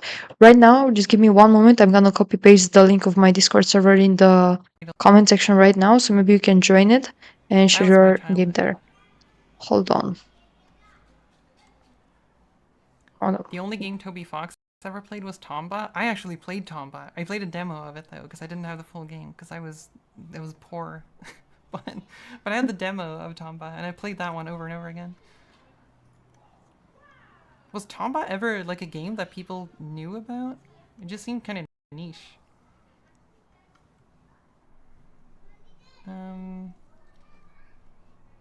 There you go. From gamers to gamers, you So Archbase, feel free to promote your game there. You got a section in the Discord server called promotion or self-promotion or something like that. You can do it there. So yeah, must play games to create a you're really good welcome. game. I don't think that's true. I think knowing games helps. Yeah. But it's mostly and primarily within design. If you work outside of design, it matters much less. But I guess people are saying that because it's like a common talking point about how like I think a lot of gamers are like, oh, games are bad these days because developers don't even play games. I think that's a talking point, and I think that's just Yeah. not. That's true. Not Games are true. bad for like many reasons, and I don't think that's one of them. And I think if you're gonna make that claim, then you kind of need proof for that, and I just don't see it at all. I don't think that's the problem, and so you know, it just feels like a silly knee-jerk opinion about like I don't know. There's probably like some amount of like sexism in there as well. Of like, oh, now that they're hiring all of these women who don't play games, now games are bad. Like that is just like that's just not true. This is why I also appreciate you guys because even though, yes, I'm a female and stuff, you don't judge me for that. And I respect you and you respect me. And that's the perfect environment, honestly. And if you're someone who thinks that true, then you probably been consuming some bad content out there. I need to consume some content. Here's some content.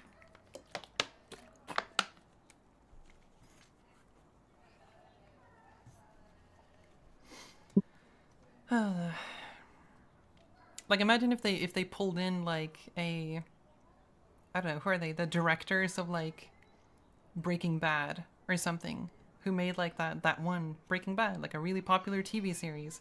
Let's say that they started working on games and then they released a game, whether it's good or bad. Like do you think people are going to like attribute that to The show stream volume seems low? Really? Thank you very much for telling me.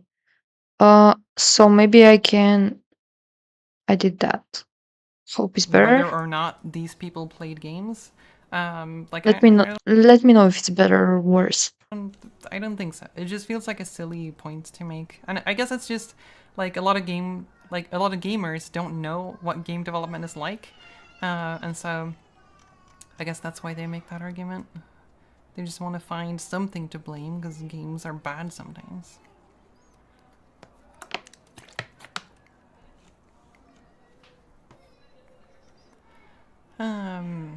Stressing myself out over trying to come Okay, it's better. Thank you very, very much for telling me. up with questions because I've never finished a legit game yet and I'm nervous I'm missing something.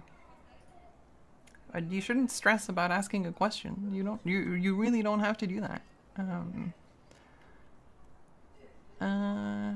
Yeah, I was also stressed when I asked her about the interview itself and the fact that she answered and then she told me like she's down for it. I was like, wow. Let's see, does learning from that translate to shader programming or graphics APIs? CUDA. Isn't CUDA like compute shaders, basically? I would guess that translates to like certain types of like graphics programming, especially the more like technical side of things where you're doing like compute on the GPU. But I think if you're talking about shader programming, as in like making the shaders for surfaces of objects, like I don't know, like grass or water, or actually grass is a bad example. If you're doing like water or like the plastic object and you want to like work on the shading of those types of things, that's generally a little bit more of an artistic thing rather than a technical thing. Thank you for the follow, Martin, once again, buddy. I think my chat, hold on, stopped a bit, so I just have to open and close it once again. No problem. Martin is just playing with the subscribe button, literally. Or maybe he has more YouTube channels and he keeps subscribing, which is great. Thanks for that. So it kind of depends on which side of tech art you want to focus on. What's your favorite recreational activity after focus session? Good question. I guess most of my recreational activity is like watching YouTube videos. I think. Otherwise, I tend to work quite a lot. I mostly watch YouTube when I'm eating. Otherwise, I pretty much work on stuff outside of that all the time. How to get good at stuff? Be excited about things and then look into it. That's my strategy. That's great.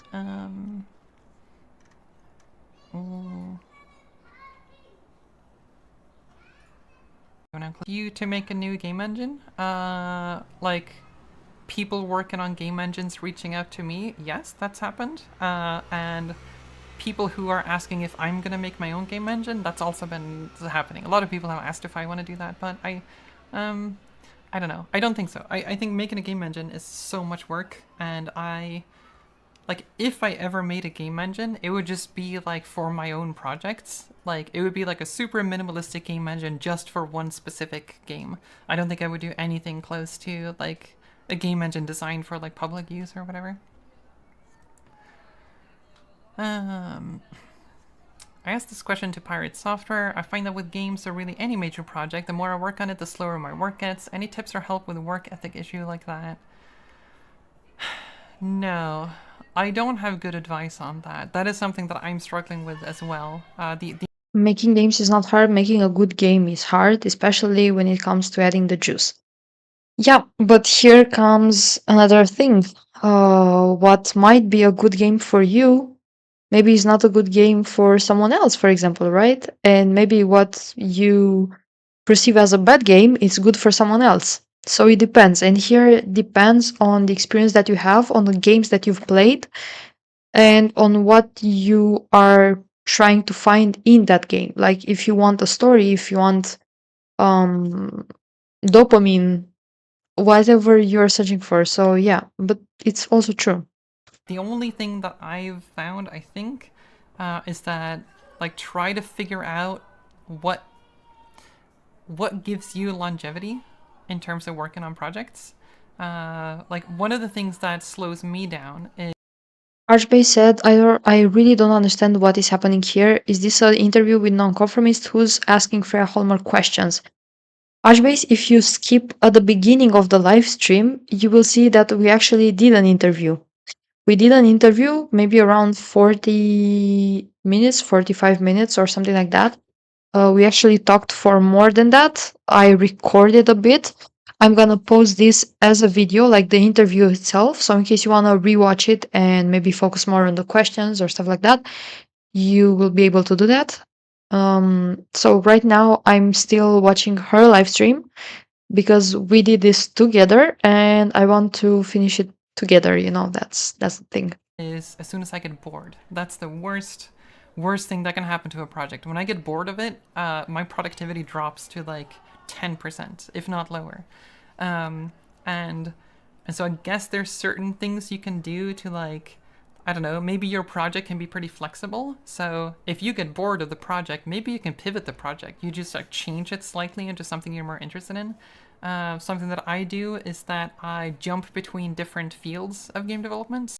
I mean, from gamers' point of view, when she said most gamers don't know about game dev.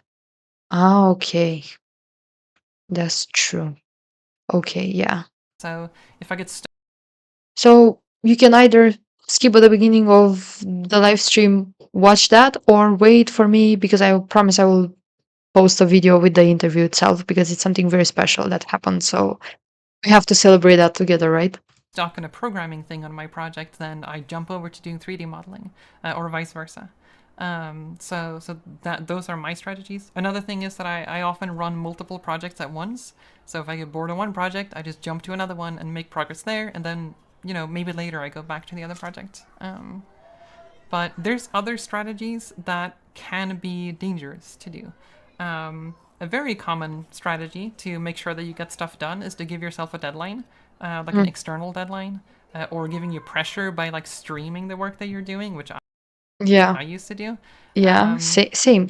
This is why I'm streaming while I'm creating the game because I feel like it also keeps me motivated and focused, and I can watch a YouTube video instead, right? I mean, if I'm gonna do that, it's probably because I want to take a break from doing the game itself. So yeah. JJ said, yeah, it's a good idea to just stream the interview and post it as a standalone video. I will do that 100%. Archbase, well, she did the interview. I did the interview. Paluxi, please correct me if I'm wrong. A good alternative instead of playing games is watch gameplay videos for inspiration. Yeah, that's also true. Very important is writing all down on a piece of paper and making screenshots of things that looks inspiring. Suyama also said, if anyone is lacking motivation, probably look up the story behind Five Nights at Freddy's on Undertale. Yeah, I've heard of Undertale story. I haven't heard of the other ones. What I actually did, what Paluxis said, I'm pretty sure. You can also see me here for the thumbnails and stuff. Uh, while I watched with you, for those who might know, while I watched YouTube videos, I literally took screenshots of the things that I liked. So, for example, I saw this one, never have a 0% day, a code that I fall in love with, and I'm literally thinking about printing it and post it on my wall. So for example, we got David Hill, the creator of the game The First Tree. His weekly schedule. Keep in mind he had a baby, he had a marriage, and also work, and he was still able to create the game within, I think he said 18 months. If I'm correct me if I'm wrong. So this was his program. Weekdays 1.5 hours multiplied by 5, and weekend and total literally 10 hours a week, which is okay, I would say. Here is an asset I think that I really liked. David gives pretty dope quotes. Yeah, that's true. Some you can delete this one. Then we got another, I think these were from David's course. We got these assets that I found interesting. For example, this one, Creative Commons overview. This is for like um, assets and music, I think, like the logos and their meaning, which is very important. How to give attribution, creative. You can see. This was programming, and yeah, I don't think I have any more. Or these were from Thomas Brush. Great for stream challenge. Simple. This is like the key of the best game. Make sure when you create a game that is great for stream, so you can promote your game not only yourself, but you can share it with other streamers, and you can uh, create a whole community for the game itself. It's challenging, so it's not that easy to obtain something, and it's also simple because it's very complicated to understand.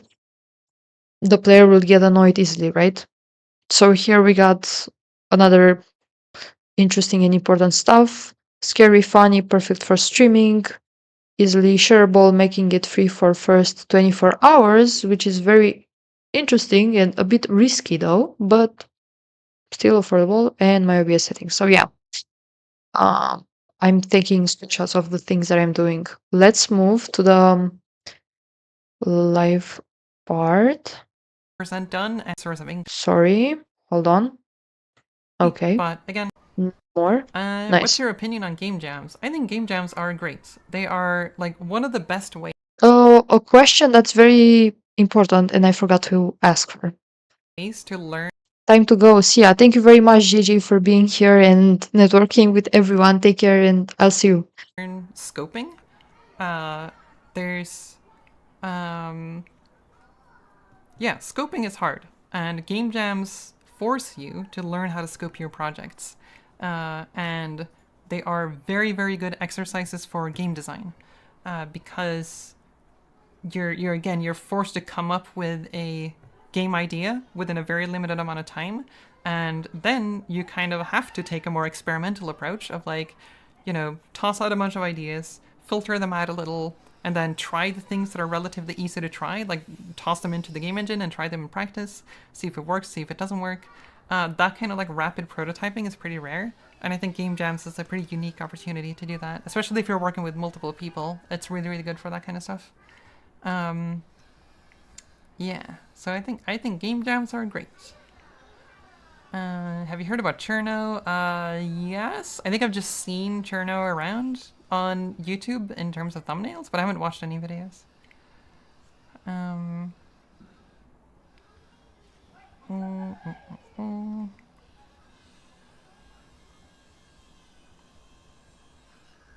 Will we see some cats in this stream? Thor was here earlier, Mhm. but no, they're all napping right now. It's their nap time.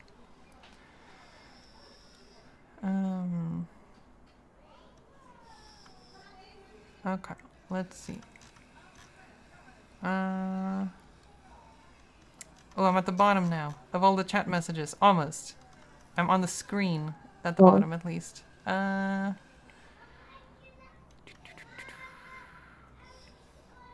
If she's at the bottom, let me comment something. Hold on. Working on a Cricket League game project. Client told me to make a dummy version of that game, but I have no idea what should be the cost of this project as a freelancer. Any suggestions? I don't know. Like, it's hard.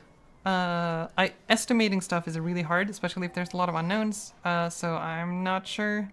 Like, if you're not sure, then I think it's good to let your client know about that.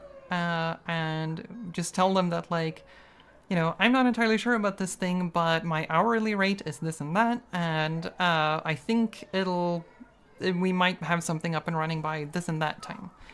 So, like, just try to have an open communication with them, and, like, if you have an hourly rate, I think that would help. I'm waiting for the chat, but apparently it just doesn't appear. What I would do, honestly, is I would deactivate this one, but maybe not right now. Just for them to, like, yeah, to run the numbers on the project, right? How are you feeling about your ADHD meds recently? Are they helping? Yes, they are helping a ton. I think when I started taking the meds, that's when I was able to. Maybe refresh. Yeah, we can also do that. That's true. But I'm pretty sure it's because of the extension. I don't know why. It feels like I want to stream because it's fun and I also get stuff done. That's cool. But I think it came from a bad place, and so I think I'm just like less stressed when I'm not streaming, and so that's why I just haven't streamed much of late. And also, I like streaming doesn't give me much money, so like there's not like a financial incentive to do it, and so streaming has always been a like that's always been something that I want. Like I've been doing because I want to do it, and if I don't want to do it, I shouldn't do it, because I'm not looking to like make a career as a streamer, right? And still, she accepted my request. Like, I feel very lucky for this thing. What do you think of the Source Engine modder to game dev pipeline? I think it's great, but that's just because I'm that. That's how I got into things. Finding myself editing URP 2D to make custom lighting, but it doesn't seem to work. I have no clue why that doesn't work. I would just Google for things and ask in the Unity Discord. I watch your math videos a lot, thank you, and thanks for the donation. Or wait, what's it called? It's called Super Chat. Thanks for the Super Chat, Michael. Yeah, coordinates are hard, like, and the spaces versus references to real math, and some are Z up and some are Y up. Yeah, it can get messy, but knowing the terminology around spaces and setting up utility functions for all of that stuff, super useful. Do that early. I'm gonna switch the screen right now and I'm gonna try my best to deactivate this extension. Maybe we will be able to see the chat. Oh, never mind. Never mind. Look who's back. In my experience, I've only done 2 though and had a bad time. Yes, definitely possible to have a bad time. I think that the strength of game jams is in game design. That's the strongest part of game jams, I think. And also, it can sometimes be just a source of inspiration, because usually, if you're doing it on site, which I think I've only done on site game jams. I don't think I've done any virtual game jams. But like being on site around other Probably some sort of lag. Yeah, most likely. people It's just happening every time I'm live. I don't know why. working on games in a game jam. Do you guys prefer to see the chat to see like this or full screen only with Freya here? Let me know. It's really cool. It's fun. It feels like it's this event you're doing together, and then just like this fun creative explosion of people like doing a bunch of different things. It's just inspirational, and I really like that aspect of it. But I don't think you can get that if you do it like an online game jam. Because for online game jams, it's just like less social, and it's just kind of like you're just a page on the internet to other people, and so I haven't been too interested in that. Then I'd rather just work on something on my own. Do you miss the TF2 mapping scene at all, or the 2F2F community? I'm not that much of a community person, so I don't generally miss communities a lot. But I do, and like, I do miss TF2 mapping, because I loved doing that. It was so much fun. Like I mentioned, like environment art was something I loved doing, and I don't get to do that much anymore. And so right now I have a few, like, some of my game ideas are pretty environment art heavy by design because I want to do that more. Yeah. Just finished 100% of Tunic. I noticed you're in the credits, so thank you for working on such an amazing game. I don't remember what I did on Tunic. It was probably very minor, but I'm happy you enjoyed Tunic. Sometimes people credit me for like helping out with like a quick question or something, or they're crediting because I made like shapes or something like that. So in the case of Tunic, I don't remember what it was, but I'm glad you enjoyed the game.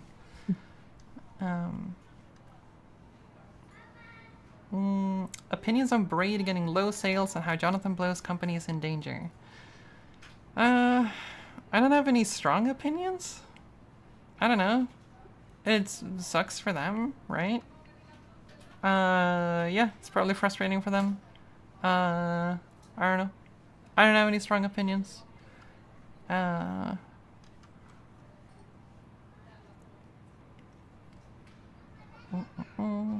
I'm curious if you guys prefer me being live instead of posting normal videos. I reached the bottom of the chat. I did it. Oh. Okay, now I'm live. Now I'm no longer answering questions from the past. What do you think about Jonathan Blow? She What just do said I it. think about Jonathan Blow? Unblock her. So, I don't know him very well, just as a heads up. But from what I've gathered, it seems like Jonathan Blow is a good programmer. He seems to make like interesting tools, and like he's like working on his own language, and that's pretty cool. But he also seems like a pretty arrogant person, and his opinions on political and social matters seem to be trash garbage. And so I don't know. I don't have any like. That's all I know about Jonathan Blow. And so I don't know. I don't particularly care too much about his stuff. Being honest, so. But yeah, he seems to work on cool things, and it seems to be a bit of an arrogant butt. That's my impression of Jonathan Blow.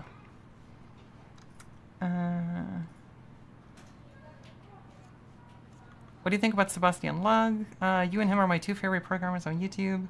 Yeah, I like his videos. They're great. I think they're wonderful. They are, yeah, they're nice. He's got a very like calm vibe, which I think is kind of neat. I feel like I mentioned this at the end of, I think I mentioned at the end of the Spline video, where I feel like I haven't found my video voice, where like I'm not sure what vibe I want to have, and like Sebastian has a very cozy vibe, right? And someone like 3 Blue 1 Brown has a little bit more of an like informative vibe, but still a little bit like quirky sometimes. But I haven't found my vibe. Like I don't know what my vibe is for like content I prepared ahead of time, like making videos. And I'm not sure. I'm not sure what vibe I would have, but yeah, Sebastian, I like his videos. They're cozy. And also, Sebastian uses Shapes, my vector graphics tool, to make some of his animations.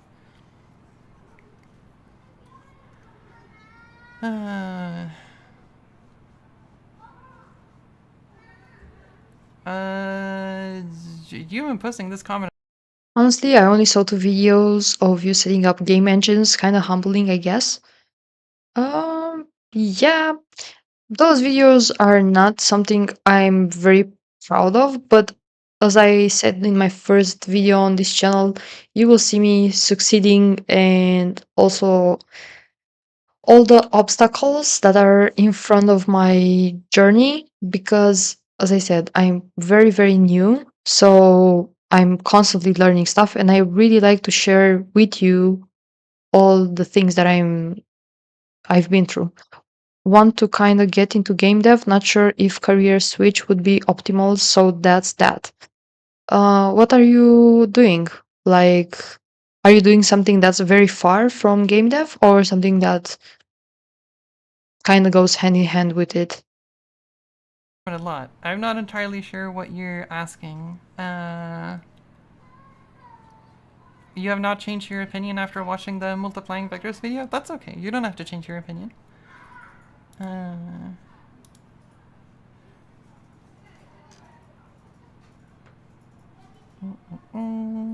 Love your video, especially on math. I'm a tech artist. Do you consider yourself a tech artist? Yes, I think so. Yeah, I mean, I don't know.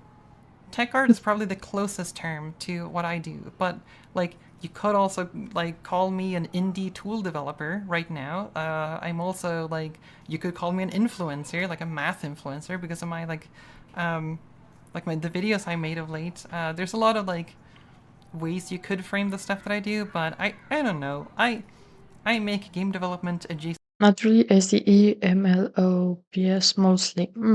stuff.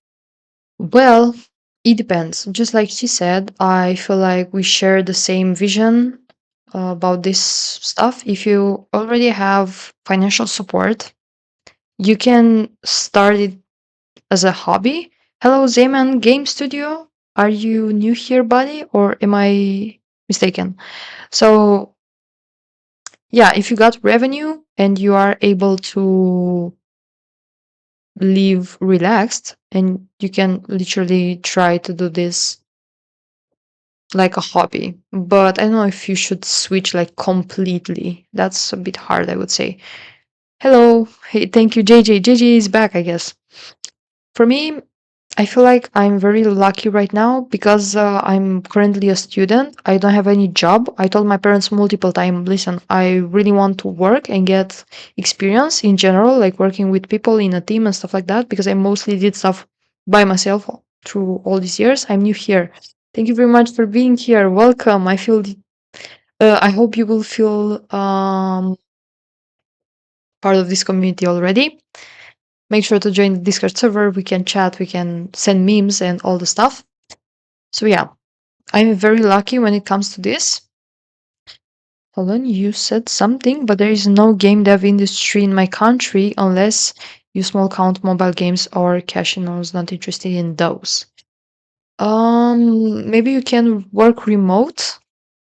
Like you can find a job that's in your continent, like different country but same continent, and maybe you can submit your CV and you will be selected.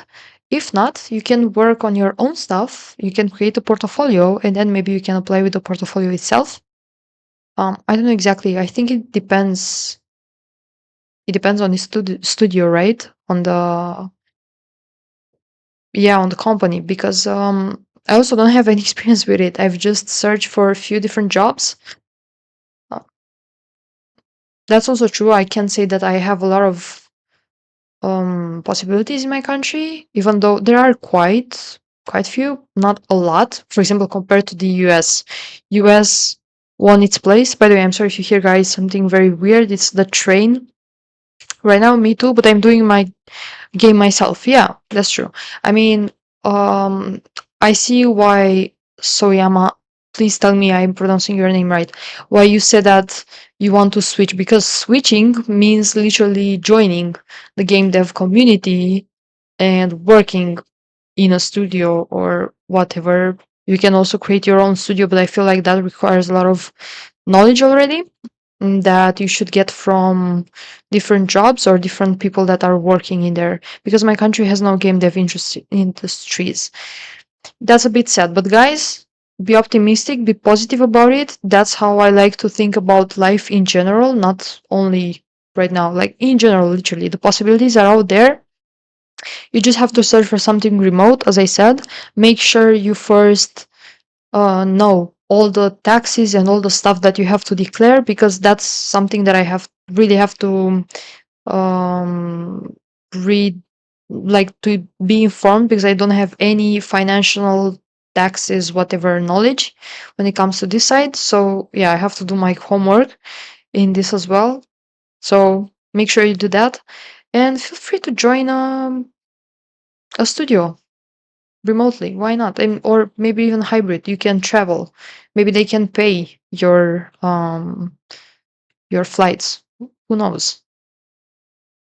Sometimes games. Although I haven't made games for about 3 years, 4 years now.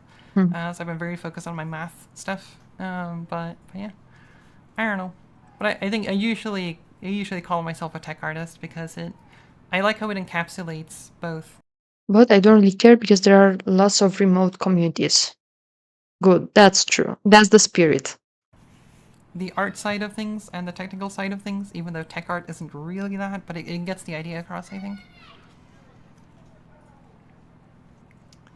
I really wish you And I'm still a student. Me too. Welcome. So this is the best place for you. could do that updated shader course that was meant to happen a while ago but didn't.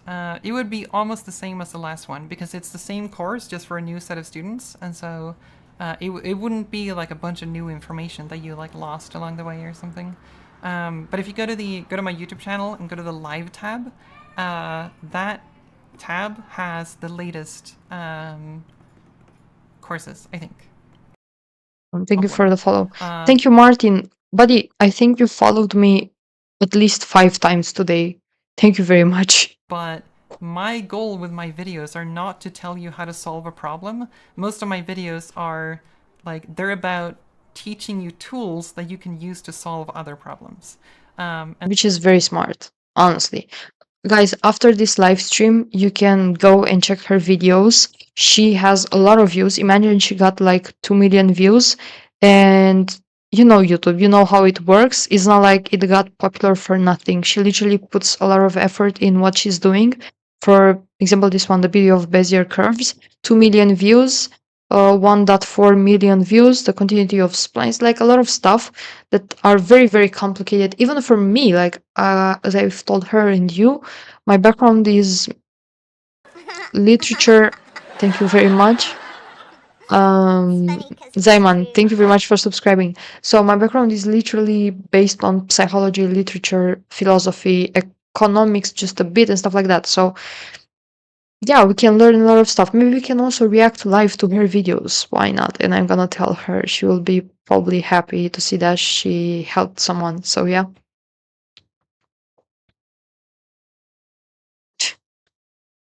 Okay, let's open. Never mind.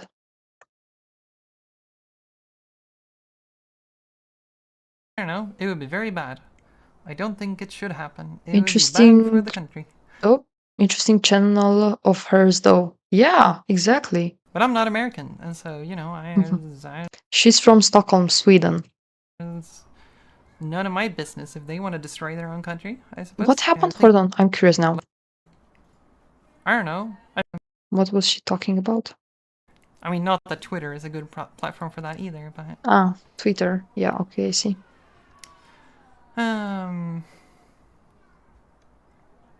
Any advice on how to talk to people with ADHD?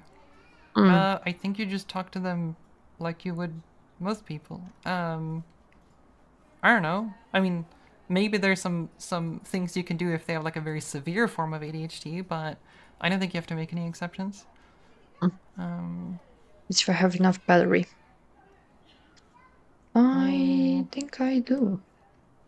What do you Thank think you will for happen the if Trump wins the election? Thank you very much, Zayman, for the follow. She was talking about Trump. That's a very off-topic question. I don't know. It would be very bad. I don't think it should happen. It would be bad for the country. But But I'm not American, and so, you know, it's none of my business if they want to destroy their own country, I suppose.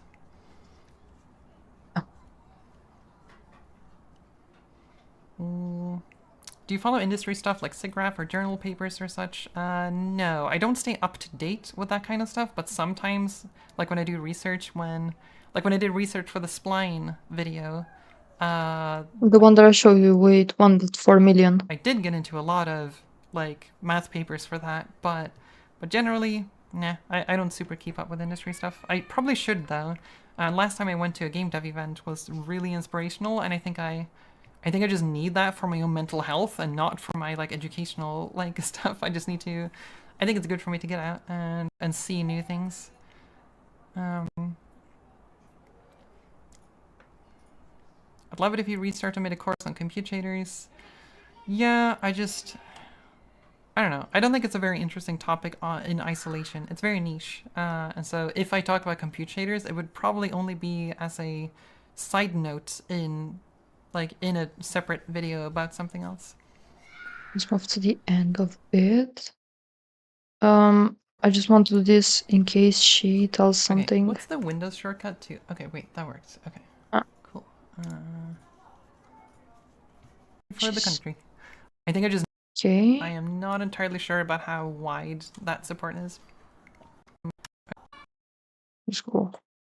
Did you close the live stream? A little bit jank, because I generally... no. Long story short, we've had to find a temporary apartment because our bathroom... For laptops, better to keep it plugged in if they are at full charge. Better lifetime. Also, no performance brightness dip. Should I? Because I've heard if your laptop is 100% and you are still keep it plugged in, your battery is gonna drain faster. How does this work? Why did I know the opposite? It's weird. Room was surrounded by water for likely a year or so because of our upstairs neighbors, and so we have mold that had to get removed, and so we had to find a temporary Jesus apartment. Christ. And so we are in a temporary apartment right now. Luckily the insurance paid for it. She also told me about the apartment. We weren't live when she told me, but yeah. But that does mean that I don't have all of my streaming stuff set up nicely in the way that I used to, and so things are a little bit more jank. I just need to make sure I don't accidentally show any passwords on stream, or stream keys, or some deeply explicit pornography or something like that. That would not be good. Okay. Excuse me.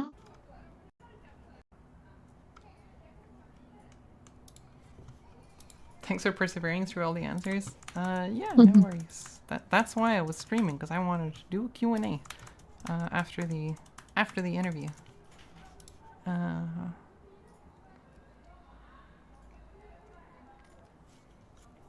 I am waiting for the moment that she's gonna read what I told her. Hold on. Because I literally told her on Does temporary apartment come with 10 screaming Discord. kids? Yeah, there's always like 10 screaming kids outside. No I matter literally told her where you are. It's kind of annoying. I don't know why. I literally told her on Discord that someone asked me if we are living in the Matrix because they see similarities in our glasses, headphones, and hair color. So I hope she's gonna read that message while she's live. It's gonna be funny. Oh my god, I forgot I'm recording. Jesus. I think my laptop memory now is a bit bad. We don't know. I'm gonna check. Damn. Laptop. Okay, now I feel bad. Maybe all batteries at full charge, well, like at 95%, it stops directing current to battery. So at that point, your laptop is powered by electricity drained from the wall, not the battery. Good to know, though. I don't know why every location with buildings has like screaming kids outside, but it just seems to be the way it is. Okay, there we go. Now I can open my Unity project. Let's see if we can do that. yet. It's just codename Geo, because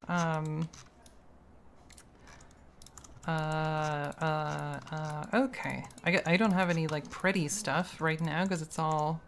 I've recently been changing the way that things serialize, and so I can't make any nice looking models because I'm gonna break them immediately afterwards because I'm again changing everything up. But yeah, so the way that my modeling tool works is that you open up the modeling tool. So right now it's open, so it kind of shows this grid. Guys, prepare. This is gonna be the future of Unity. She's building the future of Unity. And you can jump into editing any mesh that you've already created in this tool. Oh So my if you god. you just jump between them and then start Look how useful is this. It's literally Blender incorporated in Unity. editing faces and geometry and whatever you might want to edit. So maybe I want to like add a little extrusion thing to the top of this one. Then I can just like You all use Unity? Awesome. Yes. I did use Unreal and Godot in the videos. You can check them. You can see the process. But I love Unity, yeah. like go in and do that. And then there we go. Now it's some kind of cabinet top thing. And I feel like it's very easy to use. I don't know why I got the feeling that it's even easier than Blender, actually. And so maybe we want to add some kind of little vent or a hatch here. So I guess we can just extrude that. And so there we go. That's a tiny little vent. Maybe we'll add some borders there. And then probably want these to be hard edged because now they're soft shaded, so everything looks kind of goopy. And we don't want things to look goopy. And so probably want to find all of those edges to make hard. So that would be all of these. There we go. And then mark those as hard edges. So now the shading is a little bit more Mesh editing, is this Pro Builder? reasonable. I think so. Yeah, and so now that we've edited that, that is already on all of the instances of this model as well. So like if I edit this model, it like live updates everything. Oh, hold on. Now I realized what you said. No, she created her own plugin. I think it looks like Pro Builder plugin. No, but she created it herself. Yeah, that's something that she created. Sorry, my bad. Everywhere, and so yeah, it's very much designed to be like fluent. Like it shouldn't be annoying to get into all of this stuff, or like yeah, like it should be easy to just like go in and edit something. Yeah, and so creating a new object is kind of the similar type of thing. Like, so in this case, if I want to like create a cylinder, let's create one with like 12 sides, and then yeah, this interactive creation tool. There we go, and now there's a cylinder there. Yeah. I have a bunch of snapping. No way, incredible. It is, right? I would love to use this in Unity. Can't wait, actually.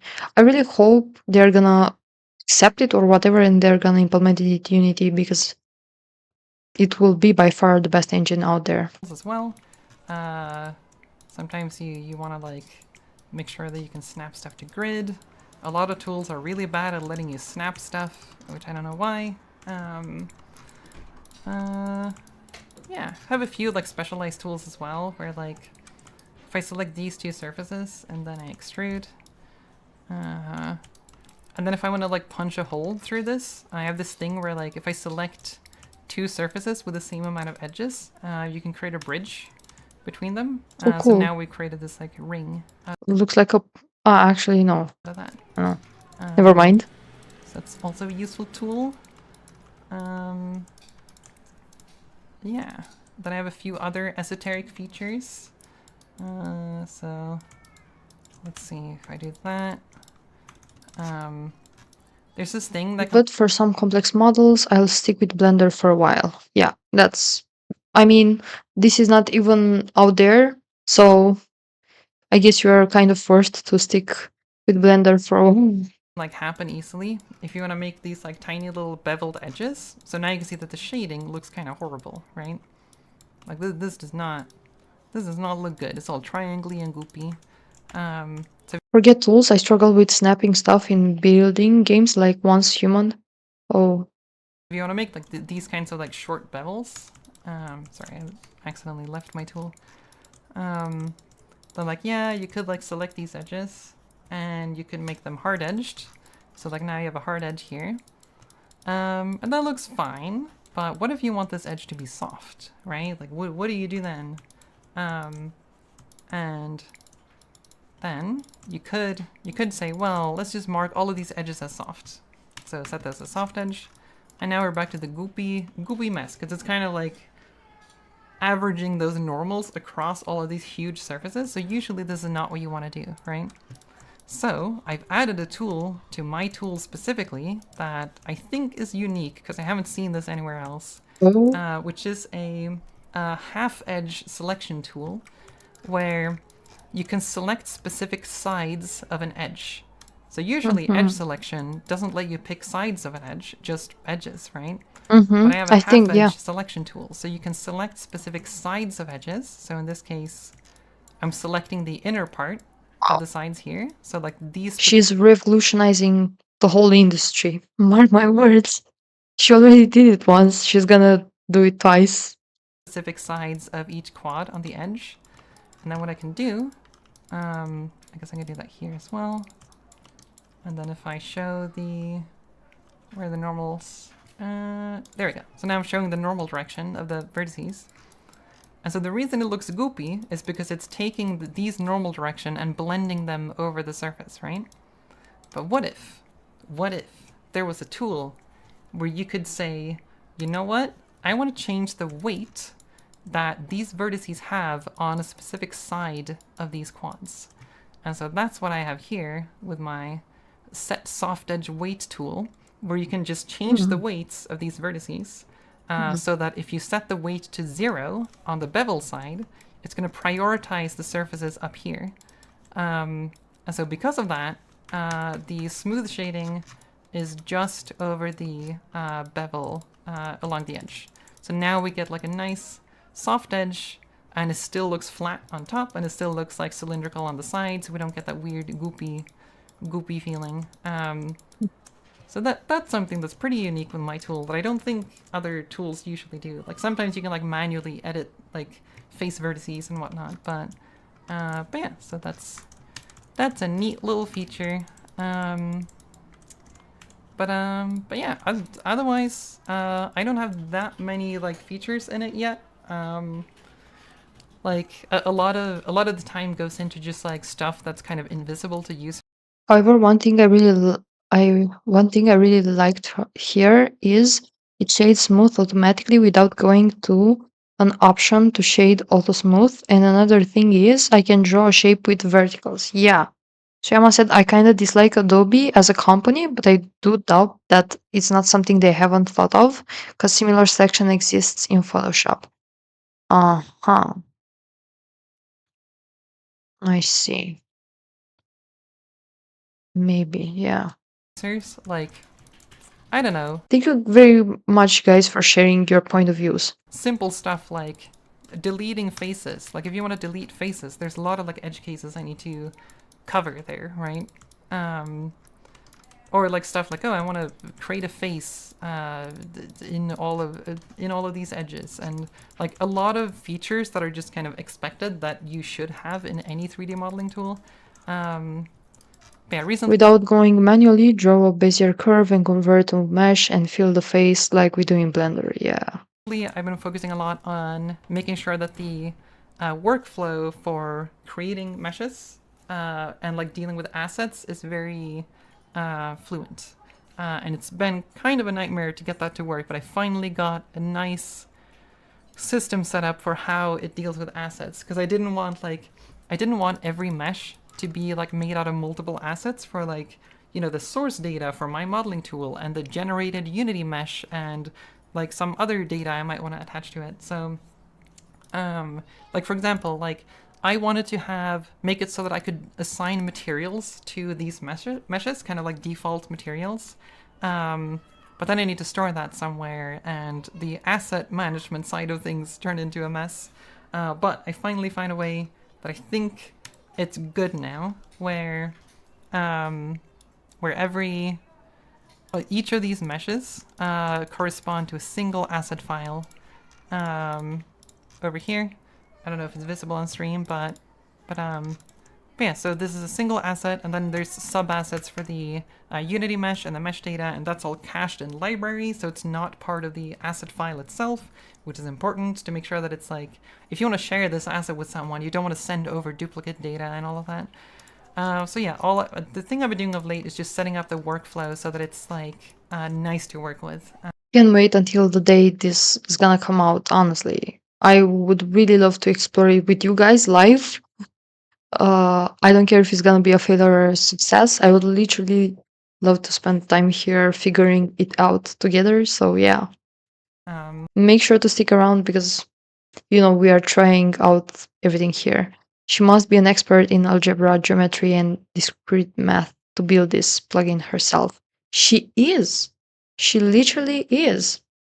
I thought you found my channel because of her live stream, but maybe you found just my live stream. I like how she's taking care of all the edge cases. Yeah. Just quality of life stuff. Yeah, so this is my modeling tool. It's not done yet. There's a bunch of things I still need to do, but yeah. But I do want to release this on the asset store at some point. Let's see, did we all have questions about the modeling tool? Is it on sale? No, not yet, but I will. I want to sell this at some point, so it's gonna be on the asset store whenever it's ready. So it's gonna sell it. Oh my god. Okay. We are going bankrupt together. Can you please ship this yesterday? It's a little bit too early. Are you doing the same for Unreal Engine? She's a perfectionist, guys. Don't forget. Thank you for the follow. Yeah. Is it for free? She just said that I think she's gonna sell it. So I guess by selling, monies are involved. So unfortunately not. Listen, if it's gonna be how many? I mean, for this, I would pay maybe, I don't know if 100 is less, or I'm curious. Obviously, this tool is taking so much time and effort. It deserves to be a paid one. That's true, JJ. Yeah, we have to respect the work. The thing is, I will 100 wait for sale. Yeah. The thing is, I will 100% buy it if it's not that much for me because I'm not currently working on a game to post on Steam. Or by the way, her other assets are also paid. You know what? Let's just go. Can we actually check how much are the assets from her? Maybe we can do that. Hold on. Let's just see how much. So what's the range? Basically Unity asset store, because as I've told you, I will most likely pay if I know I'm gonna do 50. 46. So there we go. Can we follow her or something? Hold on, let me take my phone out of no. About lists, assets, only this one, shapes. 46. I would pay 46, for example, for the one that she's working in right now. I would pay this one, yeah. 92, maybe that's a bit too much for someone who's not gonna publish the game and not gonna produce some money as well. But yeah, this is cool. And imagine, I think she recorded while she did this. Shader Forge is free because it is acquired by Unity. Yeah. Yeah. I think Unity paid her for that. My bad, sorry. I don't know why I'm a bit tired, even though I slept like 7 hours or something like that. Shader Forge. Yeah, but the thing is, hold on. What am I doing? Shader Forge is already incorporated in Unity. Yeah, she has done a lot of work here. That's true. Let's go. Q on the Z plane specifically in the given orientation of the current pivot. And so if I want to change the origin of this object, the way that I can do it is that I go into the pivot editing mode and then I move the origin to where I want it. And then I have a button that just says set the origin to the pivot. So if I click this, it's going to ask me if I want to also move the objects to compensate for this pivot switch.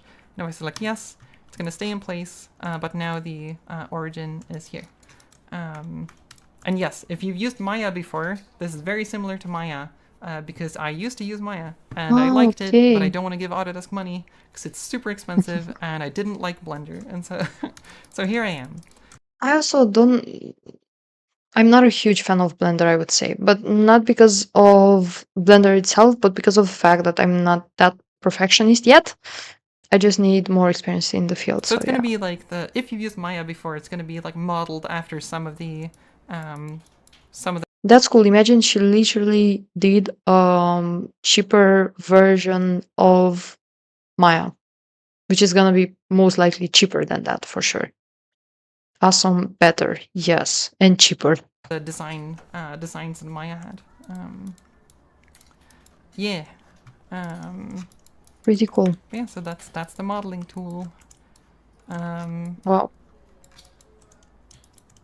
Let's oh yeah, another like one of those features people expect that might be difficult to implement is even stuff like So like cool. selecting faces and copying and pasting, like stuff like that. It takes a lot of work to do that kind of stuff. Where like, you know, if I select all of these and I copy Cheaper plus we only have to pay for this once. That's true.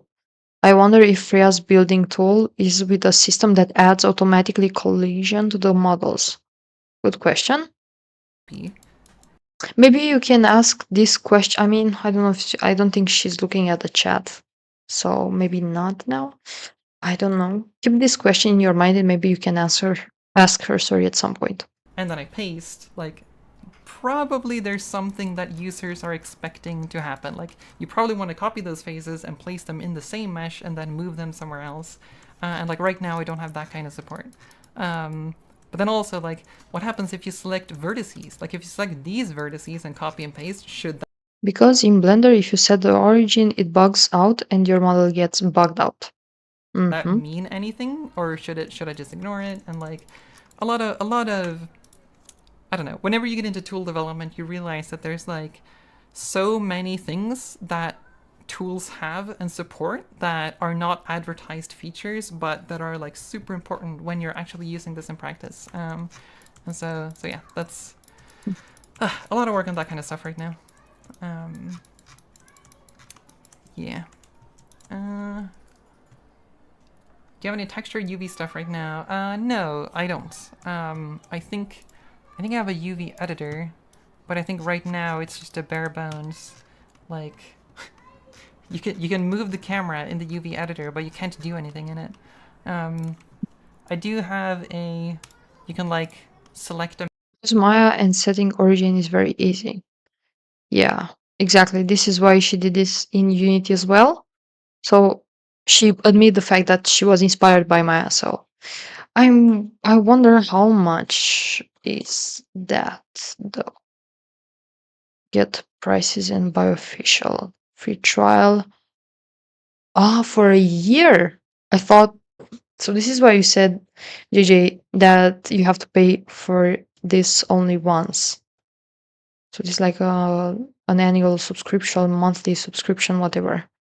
Damn. I see. Makes sense. mesh because I just wanted to like get the actual mesh rendering to work here. She's also thinking of UV editor. And you can like swap between the two UV Oh sets. my god. But That's so cool. Guys, listen, today we had an interview with a legend, okay? We did. This is all my UV editor is. I'm so There's proud no you way don't to have select UVs or Hold edit on. them or I'm so proud you don't have any idea, literally. stitching or unfolding or anything like that. And so right now it's just a UV viewer pretty much. But yeah, the idea is that the UV editor is going to be similar to the 3D editor. 1,000, that's a lot. Indeed. in that you can do. I think there's a problem with my bot actually because it keeps saying thank you for the follow Zeman Game Studio, even though I think you only subscribed once. It's very funny what's happening. Her UV editor seems cool. Yeah, and easy to use. Honestly curious, did anyone try out Adobe Substance for creating assets? No, I was planning to. I had it installed on my PC, but I didn't give it a try yet. Maybe in the future. Guys, stick here because I promise we are gonna explore a lot of stuff. I don't know exactly where my game developer journey is gonna take me. So who knows? We are gonna see the progress here together. Snapping, grid snapping, moving everything, joining things together, and yeah. And so it's gonna get there eventually.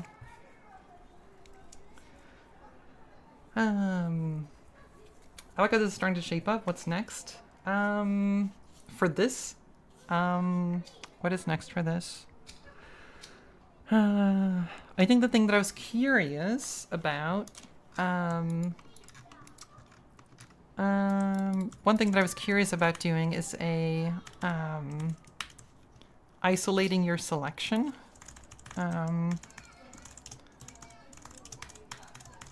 So let me show you what I mean. Well, I guess you can see where she right? No, but that's not the angle is not Ranking fine. Blender Smart UV Protect will be huge for auto UVs. Yeah, I'm not sure how much I'm gonna dive into like automatic UV layout stuff. I think I mentioned it before. I think the my target for this modeling tool is Yeah, let's rock in game dev. Cheers to us and to game dev. kind of like mid poly stuff, and maybe some low poly if you want to do that as well. But I'm not. The idea is not to make a high poly mesh editor, which means that there are certain features that I don't really think I have to focus on, and so I think when it comes to UV projections, I think there's a lot of use to have like a really smart layout tool if you're making high poly stuff. But I think for mid poly or low poly stuff, I think that matters less. And I think it's more valuable for me to spend that time making it easy for you to unfold, align, and snap things together and stitch UVs and all of that stuff. So like if it's easy to work with the UVs and it's like, I was gonna say fun, but I realize I'm in the minority who likes doing UVs. But I actually really enjoy doing UVs, and so as long as the like unfolding tools and stitching tools are fast and easy to use, I don't think like spending time making like a super optimal packing algorithm is going to be worth it. But again, maybe in the future if I spend that time doing it. But right, so here's okay, so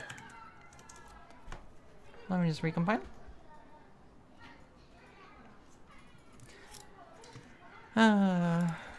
Ignore the errors. It's okay. So here's something that I was thinking about. Like if you have... I think my chat has a lag again. So I guess I'm just gonna close it and open it once again. So you said I'm still using, Zeman said I'm still using Unity. Then once I get successful titles, I will start learning CPP and its OOP, then start learning and cooking in a reel. Wow. And Shubman said, I hate doing UVs. Damn. Zeman, that's great. I really like when someone has a plan because just like she said, I believe in the same thing. If you got a motivation and something that keeps you awake in terms of passions and stuff like that, I feel like you found the key. But for now, I'm sticking with Unity. It's much friendly. It is, yeah. And Shopman, yeah, can relate. If you are in a very busy scene, like you're in a fully decked out scene with gazillions of objects everywhere, and you then want to edit an object, I think it would be nice if when you start editing it, everything else is hidden from view. So that's something I was looking into.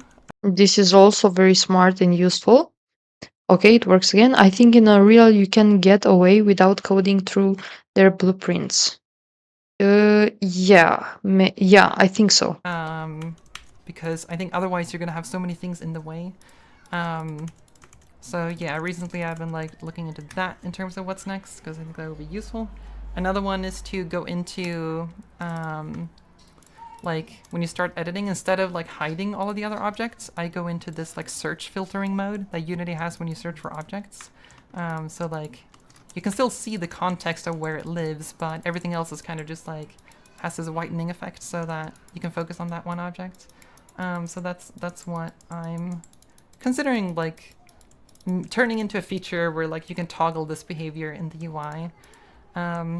Another thing I was thinking about is that I think the design of having all the tools in a scene view visible panel is not going to be sustainable long term. I think I'm going to have to move all of the actions out into its own Maybe separate window. here. Which What about up here? Like, I don't know if she's able to do that, but would be also interesting maybe. sucks a little bit because I don't want the experience of opening this tool to be that you have to pick a location for the window that's dedicated to this tool. Yeah, BBS is nice, but using both is much better, and being prepared for the battle is never too much. I think there's a lot of value in Yeah. being able to jump into the tool and then leave it without having to deal with like window layout. So I'm a little hesitant about moving some of this into a separate editor window. But if you're focused on modeling, then it is kind of a lot of wasted space if you just leave all of the rest of Unity open. So maybe I'm considering making it a thing where like I'm maybe I'm gonna like have a thing where I'm expecting people to make a layout for 3D modeling and then they switch layouts whenever they want to focus on 3D modeling. But that kind of sucks a little bit. I don't want to add like too many barriers of entry. I could of course add it as an option, but as soon as you add options, that means you're now maintaining 2 different paths of doing this, which is also a lot of work. You need to be careful about that kind of stuff when you're doing tool dev. But yeah, I don't know. Will this stream be uploaded? It'll be on the live tab on YouTube, yes. Oh, nice. Imagine I'm gonna remain on her channel forever. This is such an honor. Thank you. Yeah, my bot just maybe you know why? Because I reopened the chat, so maybe this is why it loads twice. Sorry. Okay. As long as we can dock the 3D modeling panel, I'm good. Yeah, I mean, it doesn't Can you also auto-switch? it also doesn't bother me, but you know, she's a perfectionist and she really wants to do stuff the best way possible out there. So yeah, To the 3D modeling layout? I'm curious though. I'm curious what she's gonna change.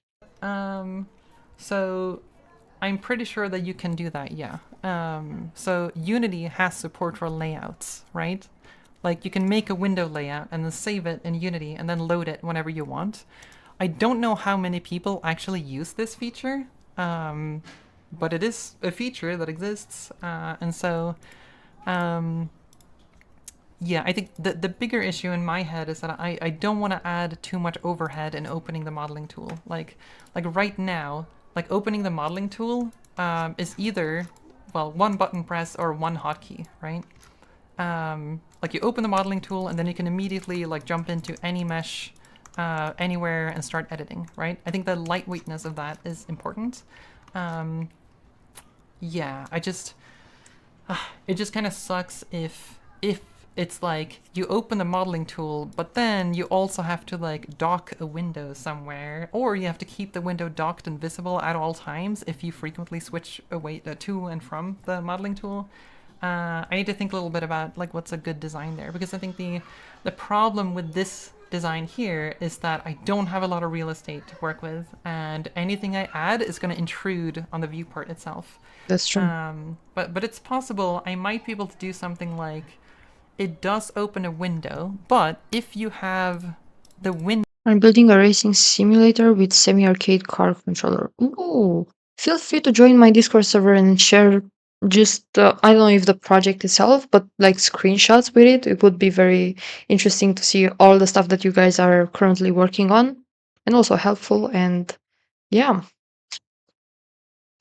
but I'm starting with demo.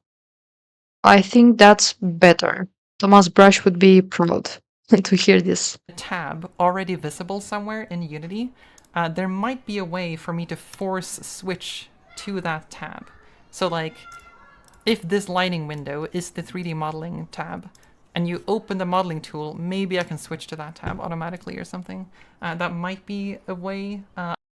Also, thank you guys very much for subscribing. We are 348, almost close to the goal. I don't know if Unity has features to do that, or if I need to jump into like cursed reflection shenanigans, but I don't know. That's something I'm gonna have to experiment with. But so far, I think this tool menu is like, I don't have too much stuff there. Right now, this works well. But I think long term, this is not a sustainable design.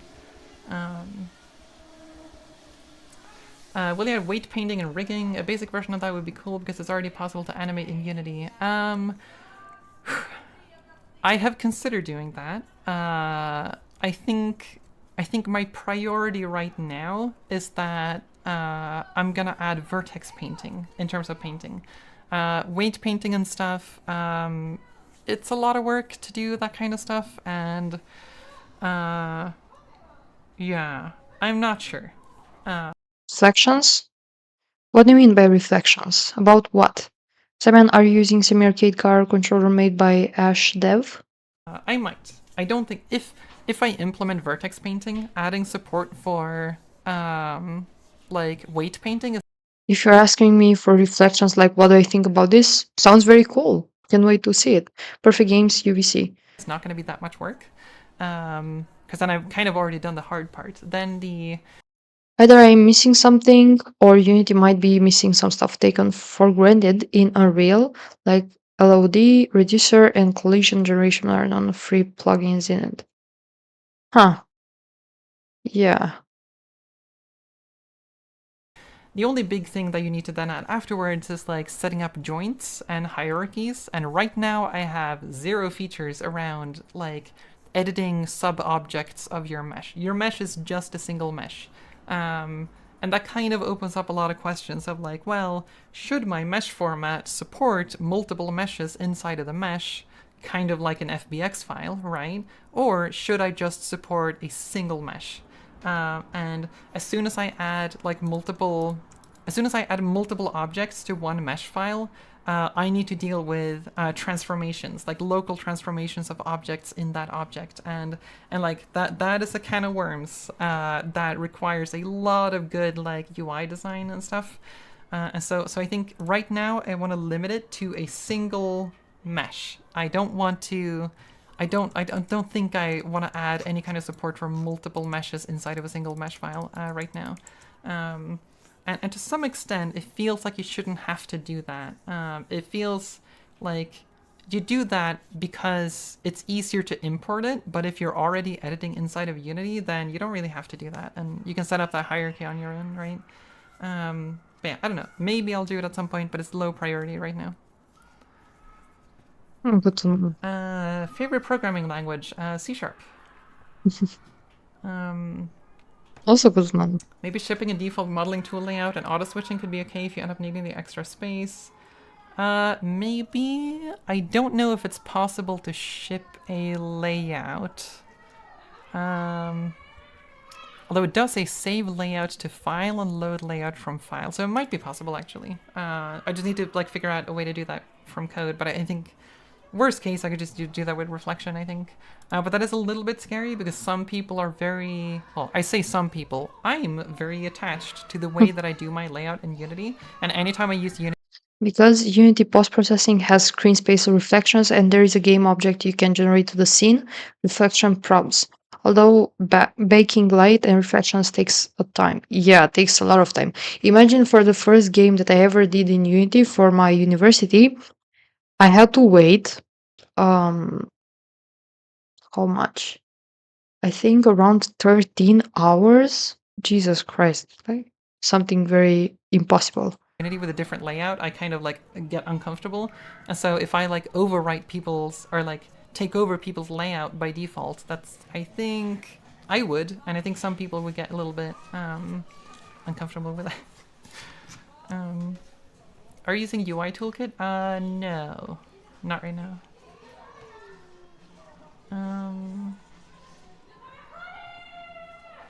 Okay. There are a lot of children out there where she lives.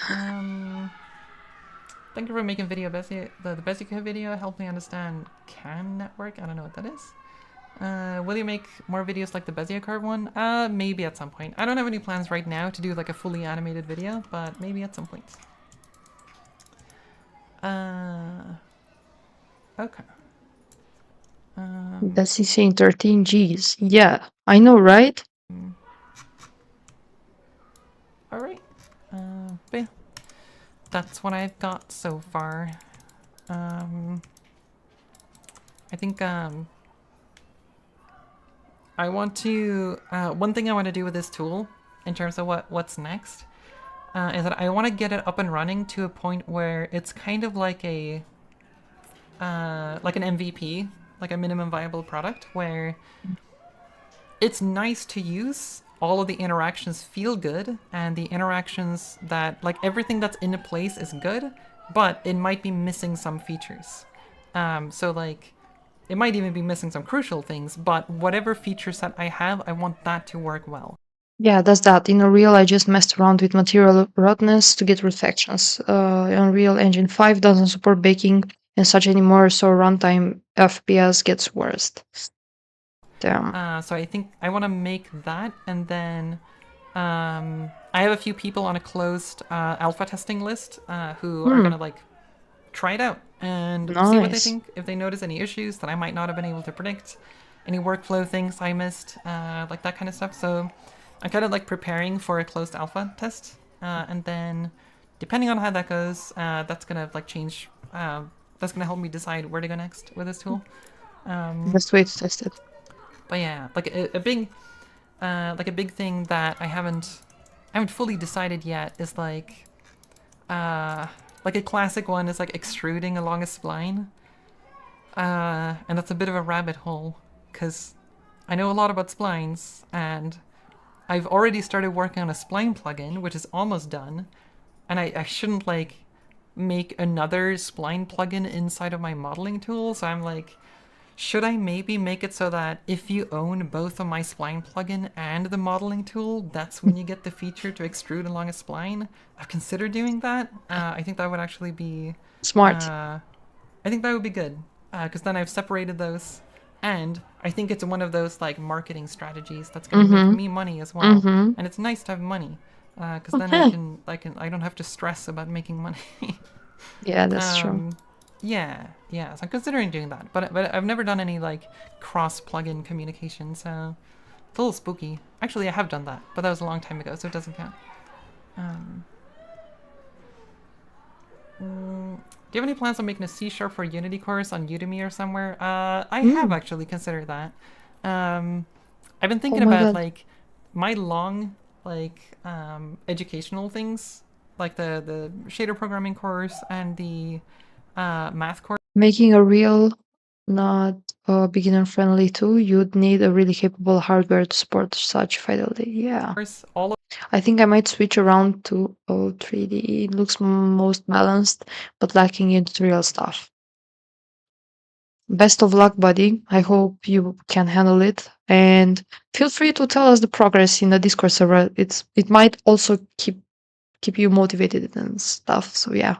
all of those are like, I feel like going through those courses, I've like given away pretty much most of what I have to say to beginners on those topics. The only like big topic that I haven't like that I'm very knowledgeable about is programming in C#. I haven't like done an introduction course. And I really need that, like SAP for Unity as well. Well, I have done it, just not publicly, right? And so I have actually considered making a paid course for that. And maybe like on YouTube, I would love to buy it also. upload the first part or something, and then the rest is on Udemy. the rest is on like my website or something. Because my like a lot of my shader programming and my math course, Take a break, girl. Who? Me or Freya? they are some of my most popular videos, but I make almost no money from it, and it kind of sucks. that I have all of this content that people are getting jobs from. Actually, in the break, I'm pretty hungry also. But I really love being here with you. And as I've told you, she told me it's gonna be like maximum 4 hours. And there are like how many? 40 more minutes, I guess. I don't even know. You, haha. Yeah, me. Maybe I should. Maybe you're right. I also have to eat and go outside actually. But we can still spend here a few minutes. and in the industry and learn I started game dev without any knowledge at all, and it costed me too much. In terms of money or time, or both. a lot from, and like most people, the vast majority, don't give me money for that. You remind me. You remind me of me. I was like you. Well, 3, 4 years ago. Wow, time flies. And like I know that that's by design. I wanted it to be free and easily accessible, and I think it's great that people learn from it. But it also kind of stings sometimes when you're like, if I just put a paywall on these courses, I would have made so much more money from those, like orders of magnitude. Like I'm not even kidding. Like that is almost certainly like the difference between releasing something for free versus putting a paywall on it. It doesn't even have to be expensive, but like Mm, on average, like people just don't support people financially unless they have to. That's just the way it is, and that's true.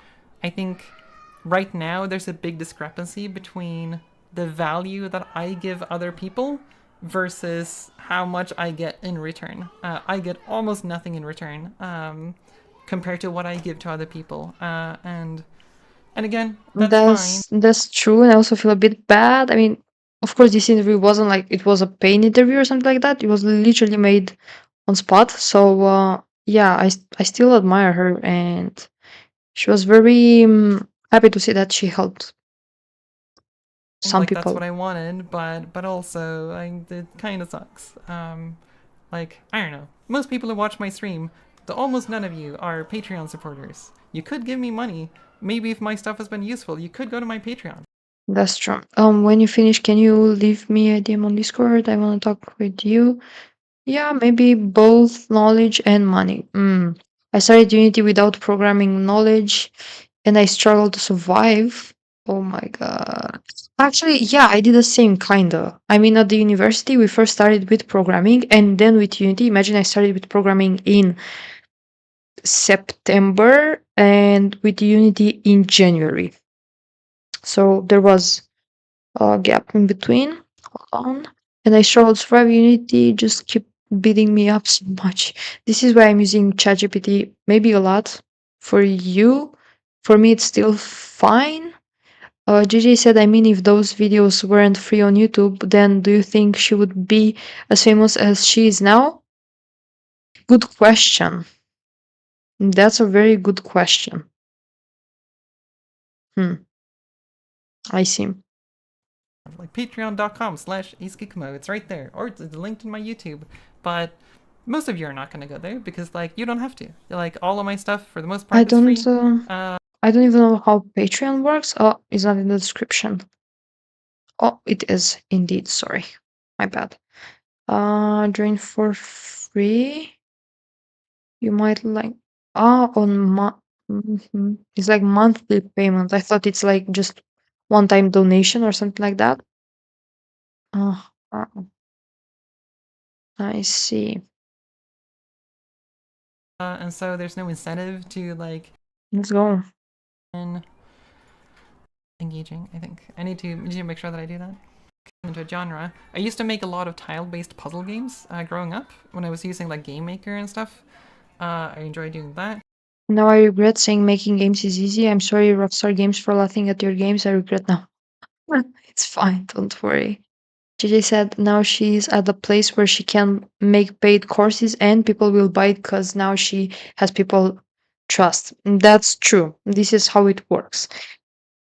Exactly. And in my mind, of course, I told you that I want to experiment stuff with you on the live stream, but in my mind was also the fact that if I will ever want to launch my own game, I will already have a community, and you guys know me, you know what I've been through, and you will most likely be curious to play the game itself because you have been part of creating it, right? So, yeah. And love and saying some games are trash. It's fine. It's fine. It's good to have critical thinking. It's a skill that I feel like not a lot of people have nowadays, unfortunately. And it's good to have your own discernment, you know? There's a bunch of genres I've never like touched when it comes to making games. Now Unity just made me with his best. Oh yeah, like visual novels, like very dialogue heavy stuff. I don't think I've ever made anything like that. But the game idea I have in my mind right now is pretty dialogue heavy. Partially because I also want to challenge myself. Because I think if I choose a project that's gonna be too easy, that just falls into my like existing skill set, I think there's a risk I might get bored. So I need to make sure that whatever I choose to do, it has to be a little bit challenging. Otherwise, I run the risk of losing interest after a while. It's so dumb, but yeah, it's the way brain works sometimes. So for example, writing. I've never done writing. I've never written dialogue, but it seems like a really fascinating and interesting like challenge. I love to tell about myself that I've always been a writer by heart, and then a reader. It's also a code. I don't remember who said it, but I also actually have articles posted online. So yeah, I love writing. I'm also thinking about writing a book. I've started it, haven't worked on it for quite a lot of time, but it's on my bucket list. Just imagine what would happen if I started using UE Unreal Engine at the time. Damn. To get into Hold on, let's study skip a additional bit. stuff in terms of like self-studying. Other than that, I don't think there's that much. Now I'm focusing a little bit more on my 3D modeling tool. Do you use a project management software for these solo dev projects? I mostly take I have most fun when playing closed alpha beta games. I go expecting the games to be broken, but so long as it's not crashes, it can be a fun experience. That's true. This is why I don't know if you guys saw, but you are new, Suyama and Zaiman. People are JJ, for example. JJ has submitted his, I'm just gonna show you. He has submitted his games a lot of, not a few times. Where is the server itself? I think promotion. Yeah, see? And we literally played his games and Black Tie as well. Here we literally played. I just heard my name. Yeah, you did because this is what I want to say. He keeps sharing his projects, and we are also playing them on live streams. So feel free to do that as well. We can have fun together. You can receive feedback because I feel like there are a lot of people that know way more stuff than me and got a lot of experience. So why not? open source vibes. I don't know where I got that impression, but for some reason I thought Obsidian was open source. I don't know if that was part of their like marketing initially, but I really thought it was, and then it wasn't, and I'm like, oh, really? It's not that like I don't mind that software is not open source. Like I make non-open source software. My Unity plugins are not open source. I use Unity, which is also not open source. So like I don't have anything against things that are not open source. I just got a little bit confused because I thought Obsidian was open source, and I don't know where I got that impression. So I'm like trying to figure out like where did I get that impression? Maybe it was like the words they used in their marketing was kind of like this like anti-establishment rebel vibes, and we don't need the big corpos we don't need Notion, but yeah, I don't know. They didn't open source it for the same reason you don't open source your plugin. Yeah, and again, that makes sense. Like, there's a reason I don't open source my plugins, because as soon as I do, I will make zero money from it. No, sorry, I will make like... Hello, Alexis, and welcome on this channel. I guess you are new, right? $2 a month maybe if I released shapes like as an open source thing, instead of being like 80% of my income. And so yeah, there's open source. Octavian said, I need to go right now, but I hope we will chat more on Discord. Yeah, sure. Take care and have fun. It's Bye. just like it's near impossible to make money doing open source unless you like explode in popularity and you get like corporate support. I think I'm also not gonna keep this live stream that long anymore because I'm also very hungry, a bit tired, and I think she's also gonna close it in less than half an hour, I think. For your open source projects, to Skip a bit. make people just Oops. go, fine, I'll just buy it. Okay. Did you say I look like an anime character? That's a compliment, right? I think so. Thanks. It's mostly from this angle. Any other angle doesn't work as well. So it's Maybe open source plus donation can be viable. Not sure. Plenty of corpos are open source nowadays. just Yeah. smoke and mirrors. Okay. I think that's it for the stream. Thank you all so much for joining. Like I mentioned before, I have a Patreon if you want to support the work that I do. Or you can buy my plugins at the Unity Asset Store, and I don't have a link to that. The 3D modeling tool, I don't know when it's going to release, but I will keep working on it, and I'll probably keep posting updates on Twitter, because I yap a lot on Twitter, so I don't know if any of you use the hell site that is Twitter, but that's probably where I'm the most active. Okay, also commented. But yeah, okay. I will hug the cats and Ashley.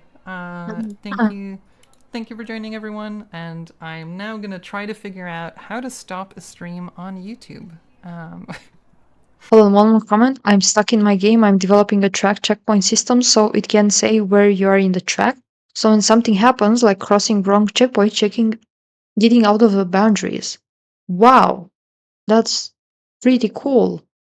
Congrats. Let's see. I think, okay, so I can probably just stop recording in OBS, and then I don't know if I need to stop the stream separately on YouTube. I think it's probably fine to not do anything on YouTube. I had to and check whether or not the car is flipped upside down and stuck so the system can reset your car to the last correct checkpoint. Wow, that's pretty smart. Congrats. start it separately on YouTube, but okay.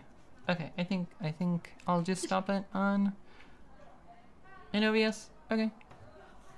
Bye everyone. Thanks for joining this one-off stream. And I'll see you whenever I talk about stuff next time. Yeah, bye everyone. Okay, so this was her live stream. Okay. Yeah, guys, so we did it. We stayed until the end. Thank you also very much. I know why there's a lag. Thank you also very much for being here, subscribing to my channel because we got a lot of subscribers while being live. It was truly an honor to have this interview with Freya. Subscribe, make sure you follow her content because I feel like it's very useful, interesting, and helpful. So yeah, I'm the nonconformist. Take care. Frame drops in the end. Yeah, literally, I don't know why. Hold on, I'm just gonna close stuff. Maybe is it better? No. Hold on.